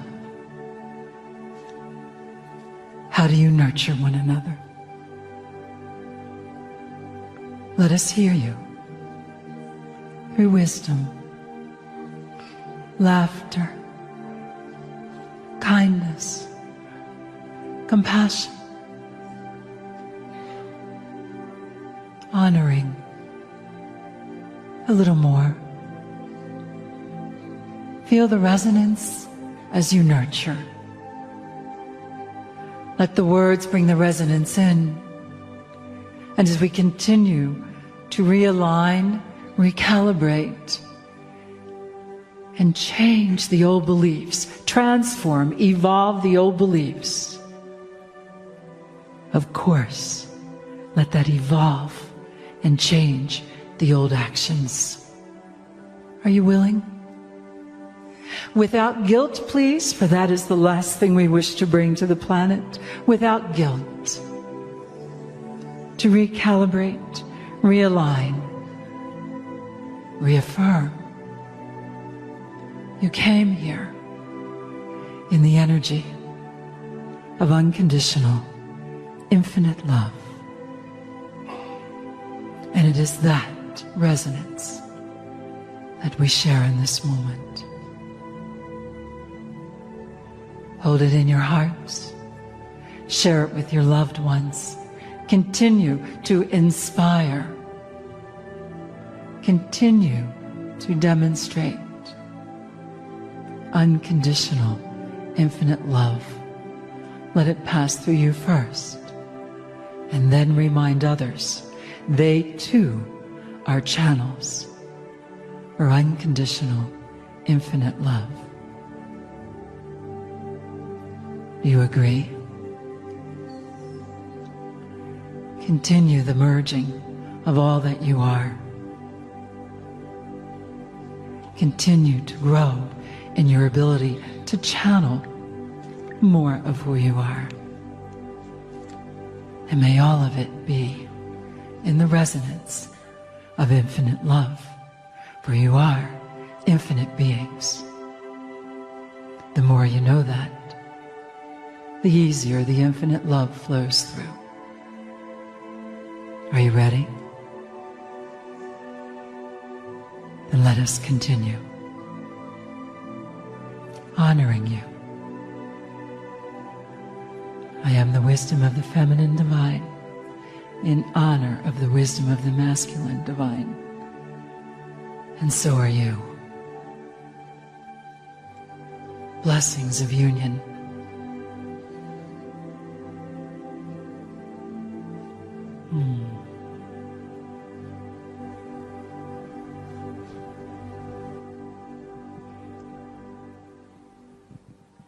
Greetings from home. What is home? We call home with a capital H. And yet it is so difficult to remember that process. But we tell you, dear ones, you have been here from the beginning. From the very beginning of Earth, even when it was hot and gaseous, you came here as spirits. You were in light body then, before the density. And at one point, one of you was sitting in the beautiful areas saying, do you want to play a new game? We're going to play a game where we put a veil over our heads and we can't remember who we are. And we're going to bump into each other and we're going to probably hurt each other once in a while, but we're going to love each other and find what we're doing here. And you all agreed and you stepped forward into this new game. And you have evolved it so many times. It is so beautiful for us to watch. You have laid crystals on your path. Now, from our perspective, it is beautiful because you come to Earth, you put the veil on, and you try to find the path. The path that you have set for yourself. And every so often, you see one of these beautiful crystals that you have set to mark your way. Now, many times, dear ones, you have given your power to the crystal. You have worshipped the crystal. You have said, you are the honor. We are the small beings. And the crystal is trying so hard to reflect your light. But sometimes you haven't been able to see it. Part of that is the game itself and the way you devised it. All of that is changing. So rapidly now. The veil is not only becoming transparent, it is disappearing altogether. You are starting to see who you truly are. Won't be easy, dear ones. You have BS. Belief systems.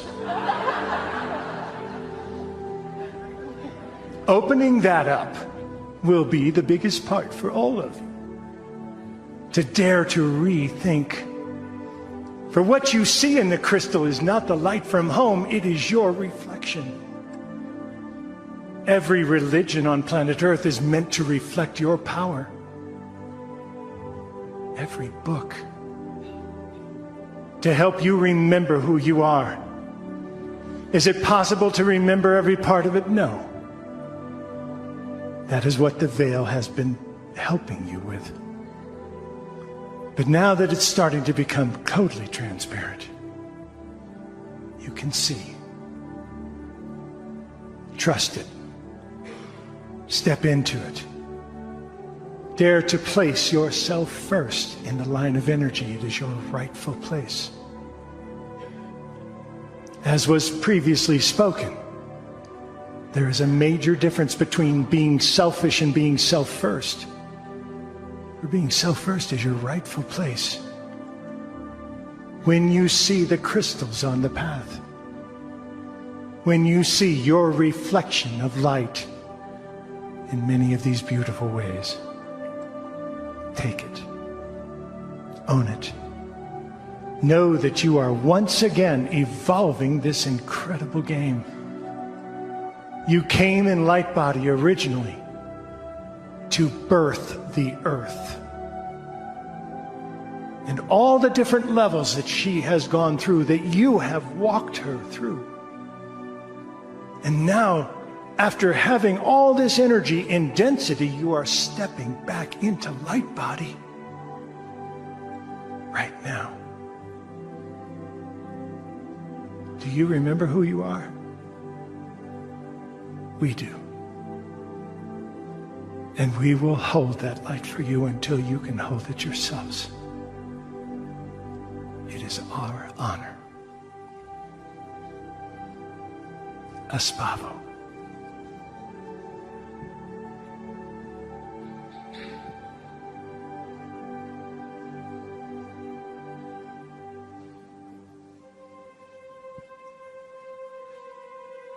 Greetings, dear ones. I'm Kryon of Magnetic Service.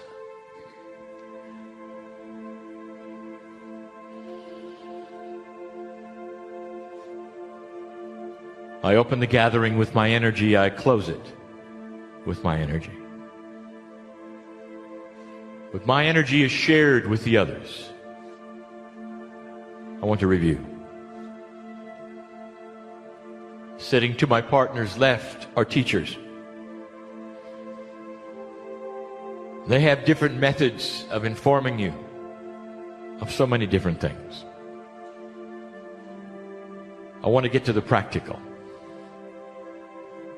I want to reduce all of this to something that you will leave with and remember.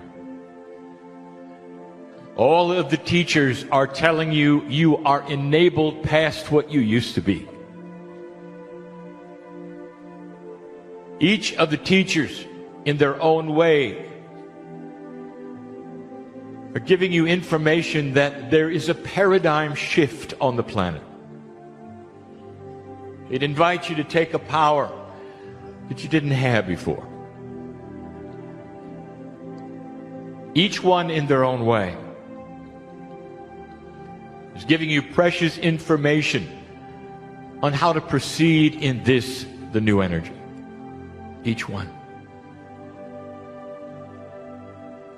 There is a confluence of energy, of sameness of message that says you are magnificent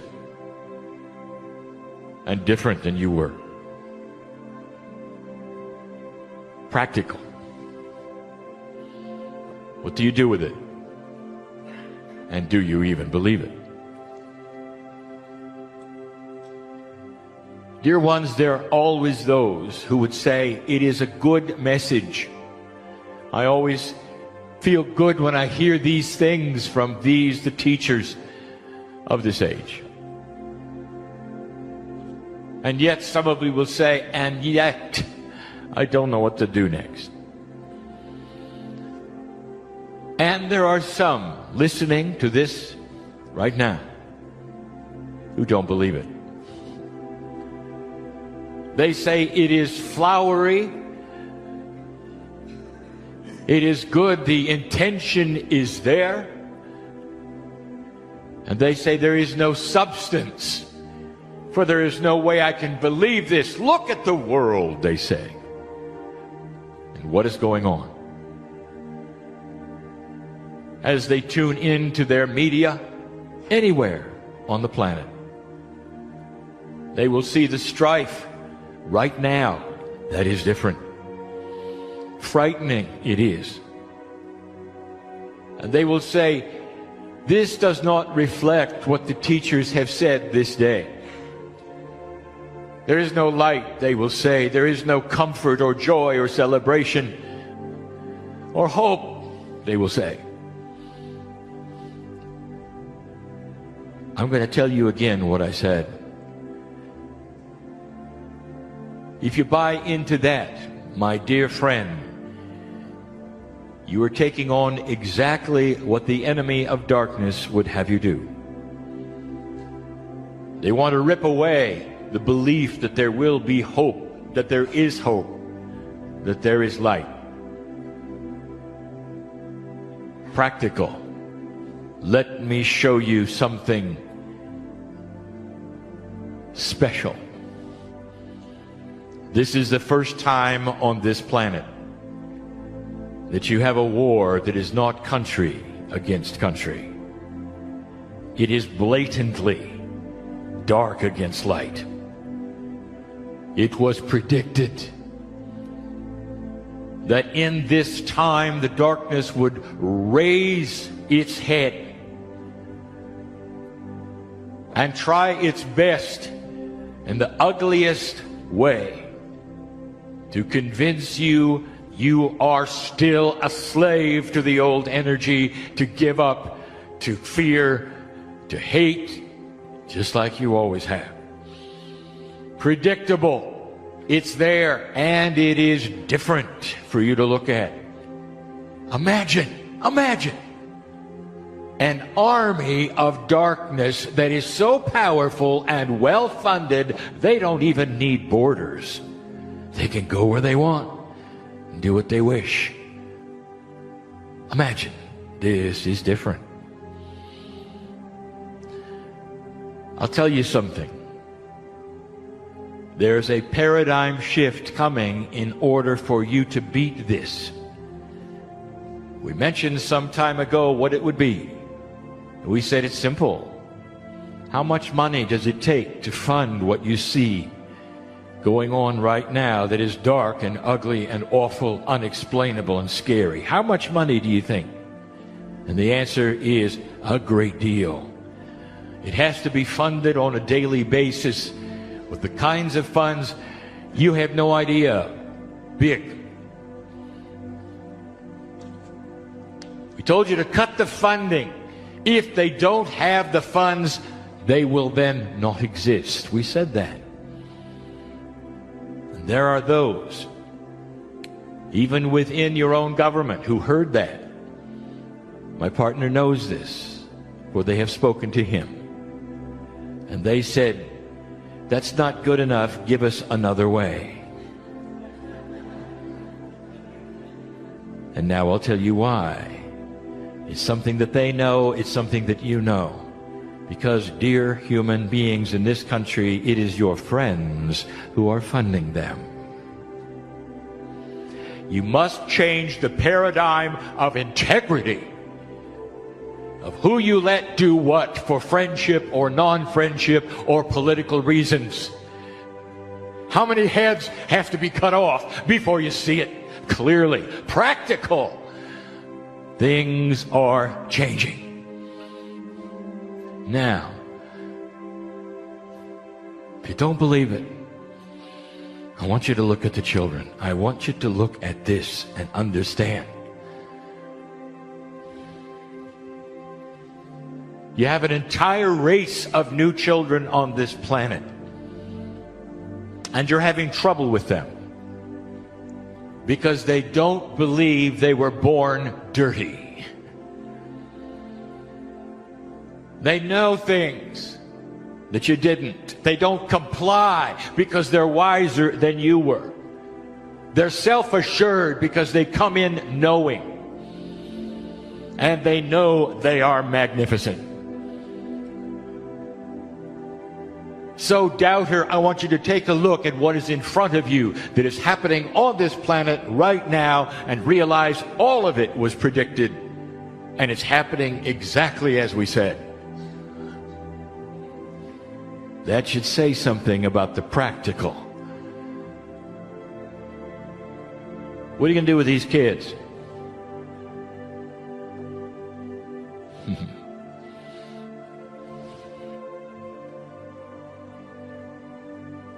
BS.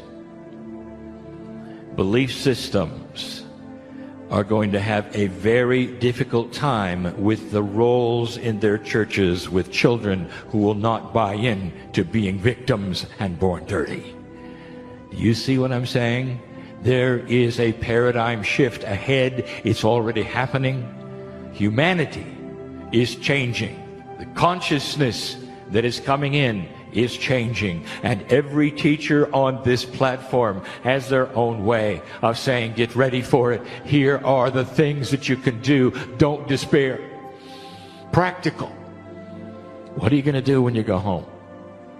How are you going to digest all of this information from all of them? And I will tell you this, dear ones, you don't have to digest the minutia. I want you to know this. Do not despair.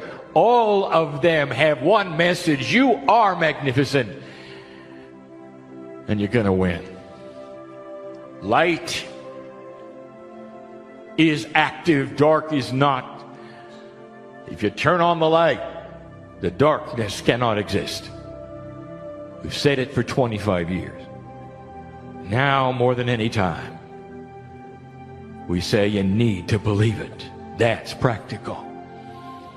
I want you to go home comforted in your heart that all is in your hands, dear ones, in a way that is beautiful and benevolent and very doable. That's the message they have. Everyone. Every single one. This is why we love you the way we do. Leave differently than you came. practical. And so it is. Greetings, dear ones. I'm Kryon of Magnetic Service.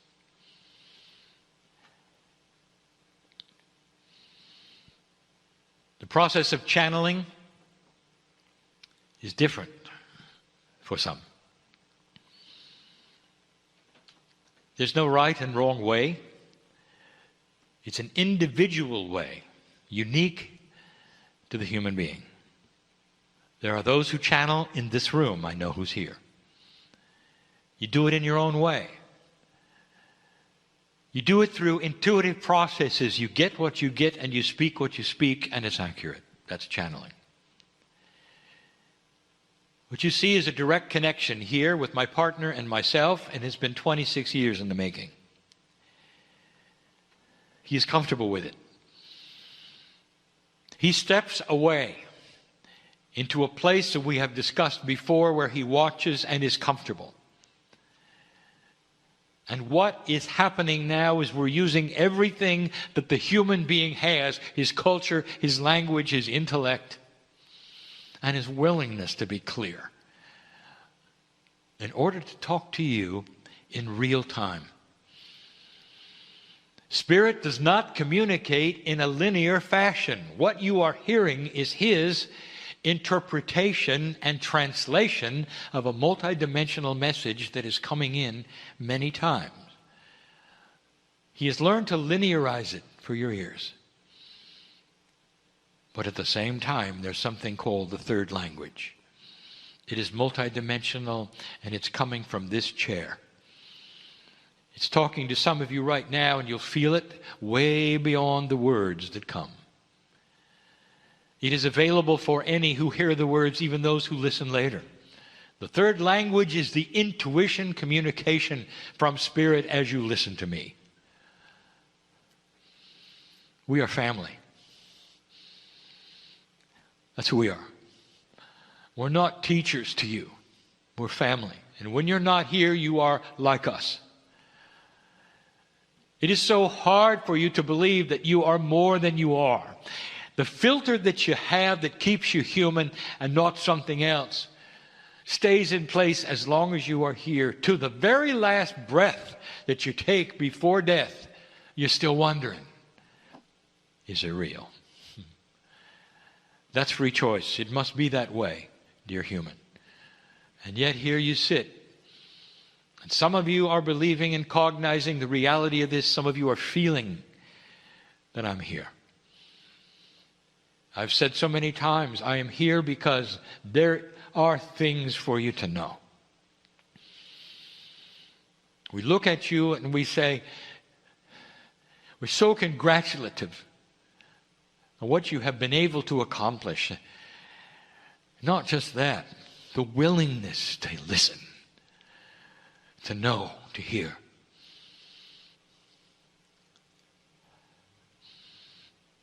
There are some who are here and who tune into this because you're in trouble. For a moment, I want you to suspend that. Did you know you can? There's a part of you that knows better than to buy into that which would cause distress with you. No matter what it is in your life, you can suspend it for a moment and feel the love of God in your life, if only for a moment, to help tip the balance of normalcy so you can breathe easy just for a few moments and know that all is well and that we know you. I want to call this the mid-year report of 2015. It's not a long, enduring channel. It is one we want to give you so that you know where you are. We speak of what is happening in a practical way, in a common sense way, to humanity and to old souls. Now there is a difference. For the new energy carries with it attributes that all will feel on the planet in a slow fashion where they won't be alarmed. And then there are attributes that the old souls feel very powerfully very quickly. And they know it.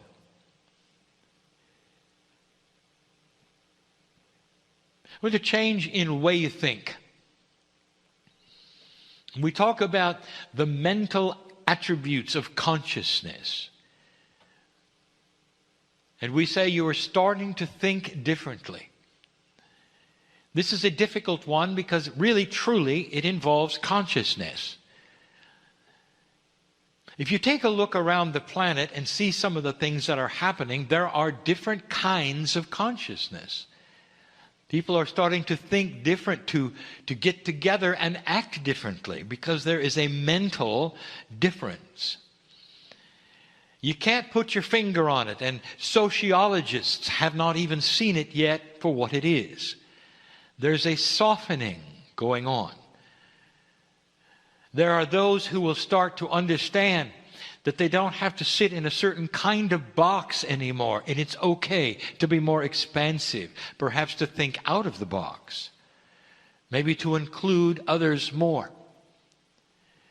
You can see it in religion.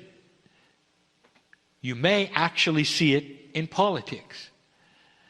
These are human beings, regular human beings, who are being affected by an energy that is coming at you, and we told you it would be here. Now, in order for you to understand what we're talking about, we have to review. Some time ago, we talked to you about being in a new area of space. Your solar system, as it moves around the center of the galaxy, is entering a different kind of space that has a different energy in it. Ask an astrologer and an astronomer, for they both understand the ramifications of this. An astronomer will tell you it may actually affect the heliosphere of the sun. This then affects that which is your magnetic grid, which affects you. This has been the teaching of Kryon since the beginning. I am the magnetic master, and there's a reason for the name. Therefore, there may be different thinking. It's right on schedule, dear ones, and we said this before, and many of you are starting to see it and feel it. Is it possible that Earth and the solar system is moving into a different kind or area of space with an energy you haven't seen before that literally is on target, on track, timed properly, on purpose, in case you had passed that marker of 2012? You needed it. And you're here, and you do, and it is. You're thinking differently. What is the most linear, unstoppable force that is the same that you can think of, that is the hardest thing to change? And you would say, well, from what we have seen, it has to be religion on the planet.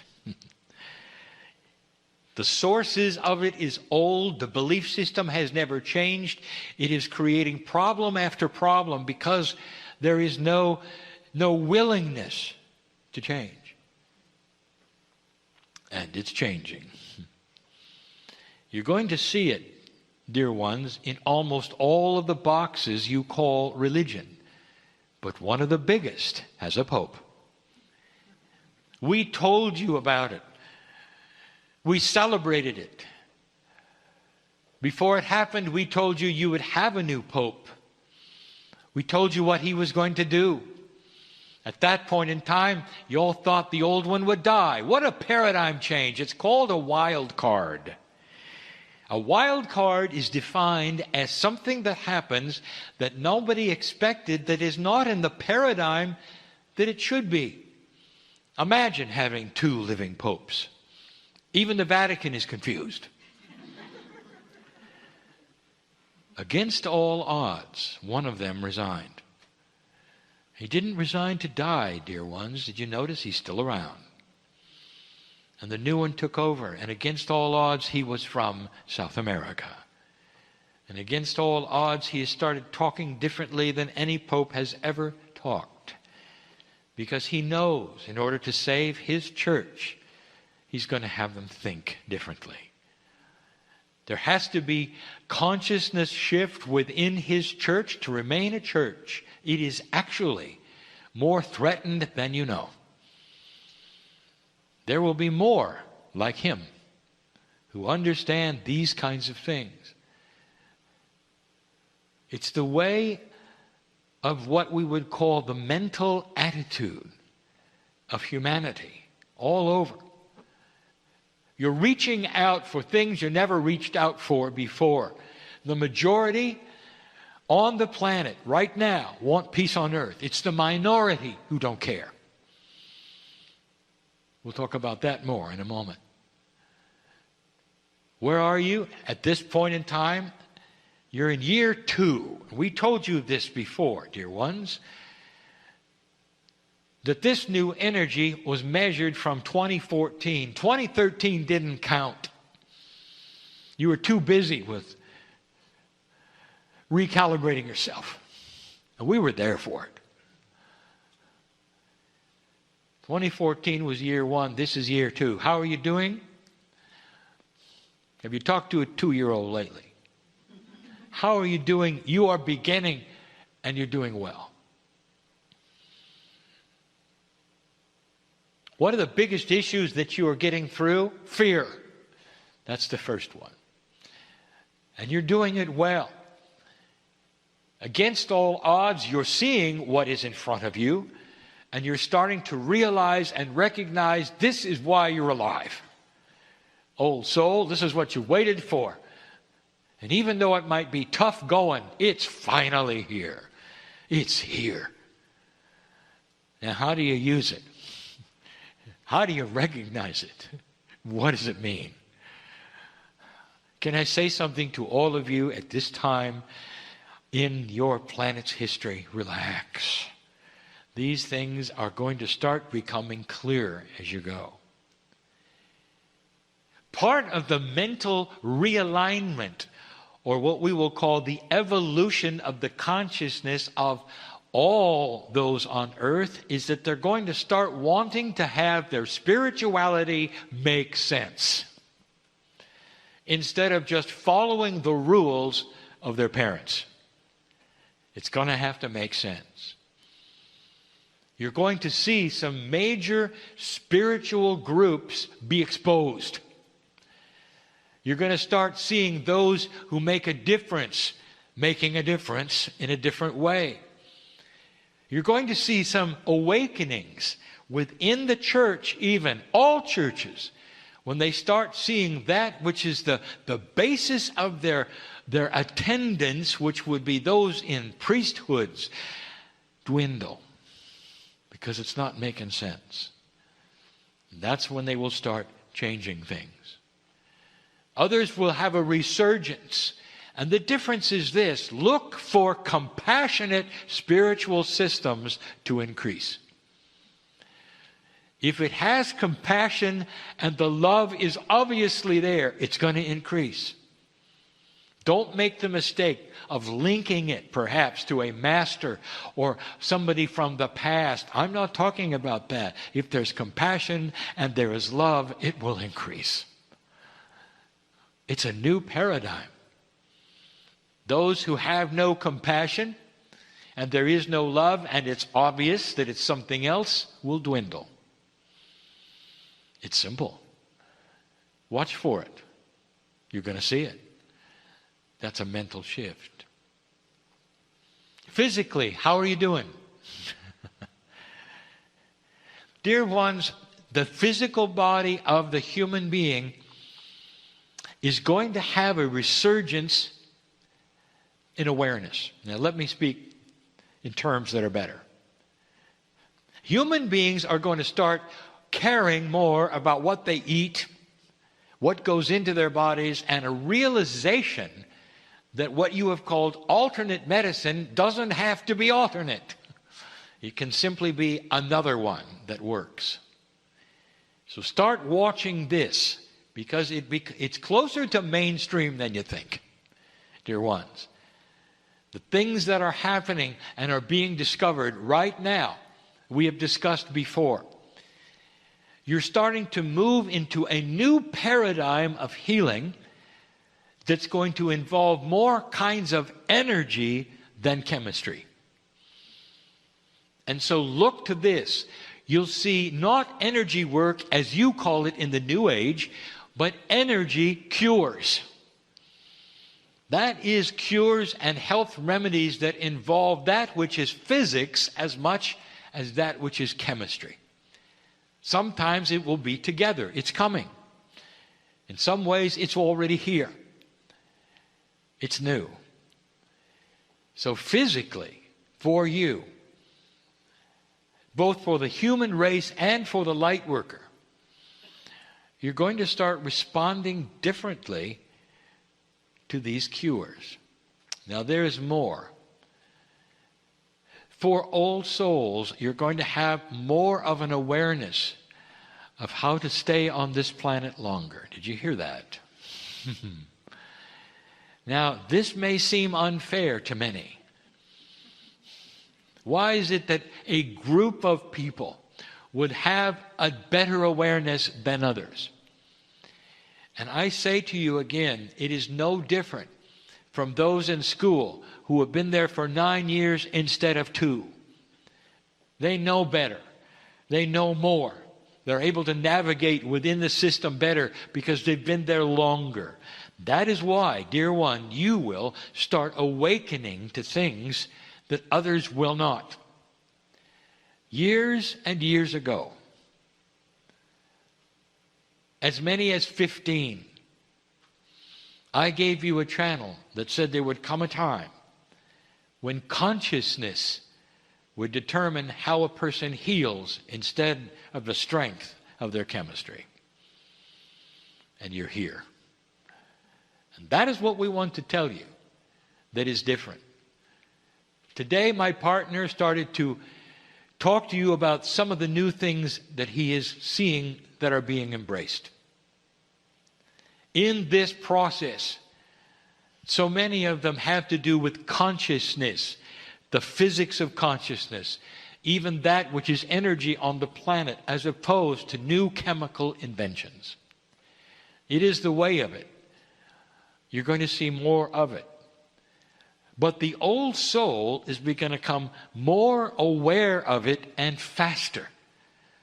Be alert for it, dear ones, for it's almost like something that sits in front of you that you will see and others will not. Let synchronicity bring you things that'll keep you alive longer. The physical body of the human being is starting to evolve through DNA. And in this process, it is the old soul who will have the benefit first. You've been around longer, you've experienced more, your Akashic record is stronger, and it just yells that this is what you've been waiting for. You're right on schedule. There's much to come in this. The third one is spirituality. And now we do not speak of the spirituality you have in this room or even those who are listening. We're speaking of the earth in general. We told you there'd come a day, dear ones, where this would happen, and it is. Do you realize what's going on? You are actually battling duality. For the first time in history, this planet has a war of dark and light. Not of country against country. Do you see it? We told you it was coming. We said that there will be organization of darkness. The ones who are invested in keeping things the same, under the guise of a spiritual system, will create darkness, and it will frighten you, and it is. We've also given that which is information as a review, that the fear that they want to develop, they know, will stop you if you let it. That's all they have. You're doing well, for you're seeing it for what it is. There are some who are afraid, indeed. But the old soul has seen it before. And the old soul knows that it cannot harm them, because light will eventually win. What you see going on right now is very interesting, and let me tell you and paint a picture. Isn't it interesting to you that such a force could be gathered so quickly and move into so many areas, and the governments are not doing anything about it? This is because you're looking at a paradigm that has caught them all by surprise. They're used to fighting languages and countries and ideologies, not that which is dark. They're having a difficult time even agreeing that it's a problem because they think it'll go away, and it won't. It's going to get worse before it gets better. There will come a tipping point where they'll all understand it finally and join together, and it will be the consciousness of the planet against a few. They won't have a chance. But not right now. So I use what you're seeing on TV right now as proof that these words are accurate and true. Your governments have never seen anything like it. Therefore, they have a tendency to discount it. They have a tendency to say it's going away, it's a fad, it's a flash in the pan. It isn't. It's new. It's the darkest thing you can imagine, and it's able to recruit from anywhere. Because darkness is anywhere you want to look. Dear ones, by free choice, you have those who think this way everywhere in any walk of light, any walk of life. The light really doesn't matter. They could be in a place that is well lighted spiritually, and they still, you don't even know it, will think in the dark. This is a challenge of duality. They will be attracted to the dark. This group will have no trouble pulling out recruits from the strangest places, even the church. Darkness will attract itself because darkness is having trouble with the light around it. Again, light is active, darkness is not. Therefore, light will win if it's turned on. It's not being turned on. It will. Do not concern yourself overly with what you see as far as your future. I say it again. It's right on schedule. And could I say this to you without giving away anything? Those that are your seed parents that you call the Pleiadians had the exact same thing happen. Every planet of free choice that moves past that marker where it starts to graduate has the exact same problem. A battle for the old ways, a battle for the dark. Isn't it obvious when you look at it? The dark and the light. Can you see compassion and love, and you can see the absence of it? It's becoming more defined for you, isn't it? That is because you're evolving. There was a time when people could not see that, and now you see it very clearly. Finally, there is this. There is a wild card coming. All that we see that is the potential of the planet in the overview leads us to say this. And the wild card is not a bad one, any more than the last one you had, which was the fall of the Soviet Union. The wild card may actually be something that no one expects against a paradigm that nobody thought was there. It has to do with inventions. You're going to start getting some odd ones. They're not scheduled. But then again, none of them were that you received. Now let me back up. And I want you to follow me and connect the dots. Dear ones, the greatest inventions that humans have were all given to you when you needed them. You might say that inventions progress in a logical way. As you invent one technology, it leads to another and to another. You would be correct, mostly, but not with the wild cards. The last one you had that you were ready for was flight. It's not much more than 100 years old. You see that, do you not? And yet humans have been flying kites for thousands of years. They've been watching birds as long as birds existed. They have been looking to the skies and saying, I wish I could fly. And yet, something as simple as you know now about flight was so elusive. You got it all at once on the planet. You claim it as an American. An American inventor gave you flight. 2 bicycle makers figured it out. And the whole history never did. You only beat the French by 2 weeks. They were all working on it together. Dear ones, inventions are given to this planet when the consciousness is ready for them. The same was with radio. This was also given to you when you needed it. It was not a natural extension of another kind of invention. The same was with Tesla's alternating current. No one could ever think of that unless he was a master who had the knowledge before he came in. By the way, if you take a look at his life, he had much more to give you. And none of it stuck. When you see something like this, you have to know that inventions are something that you receive when you need it. There's another one coming. There's actually 3. I cannot tell you when, how, or where. I will tell you that you're right on schedule for another phase, another wild card to look forward to. A good one, dear ones, like the other ones have been. And it's time. When you see it, you'll know it. You'll say, against all odds, this is different. What a deal. Dear ones, we're happy to give you all of this information in this day. That's where you are.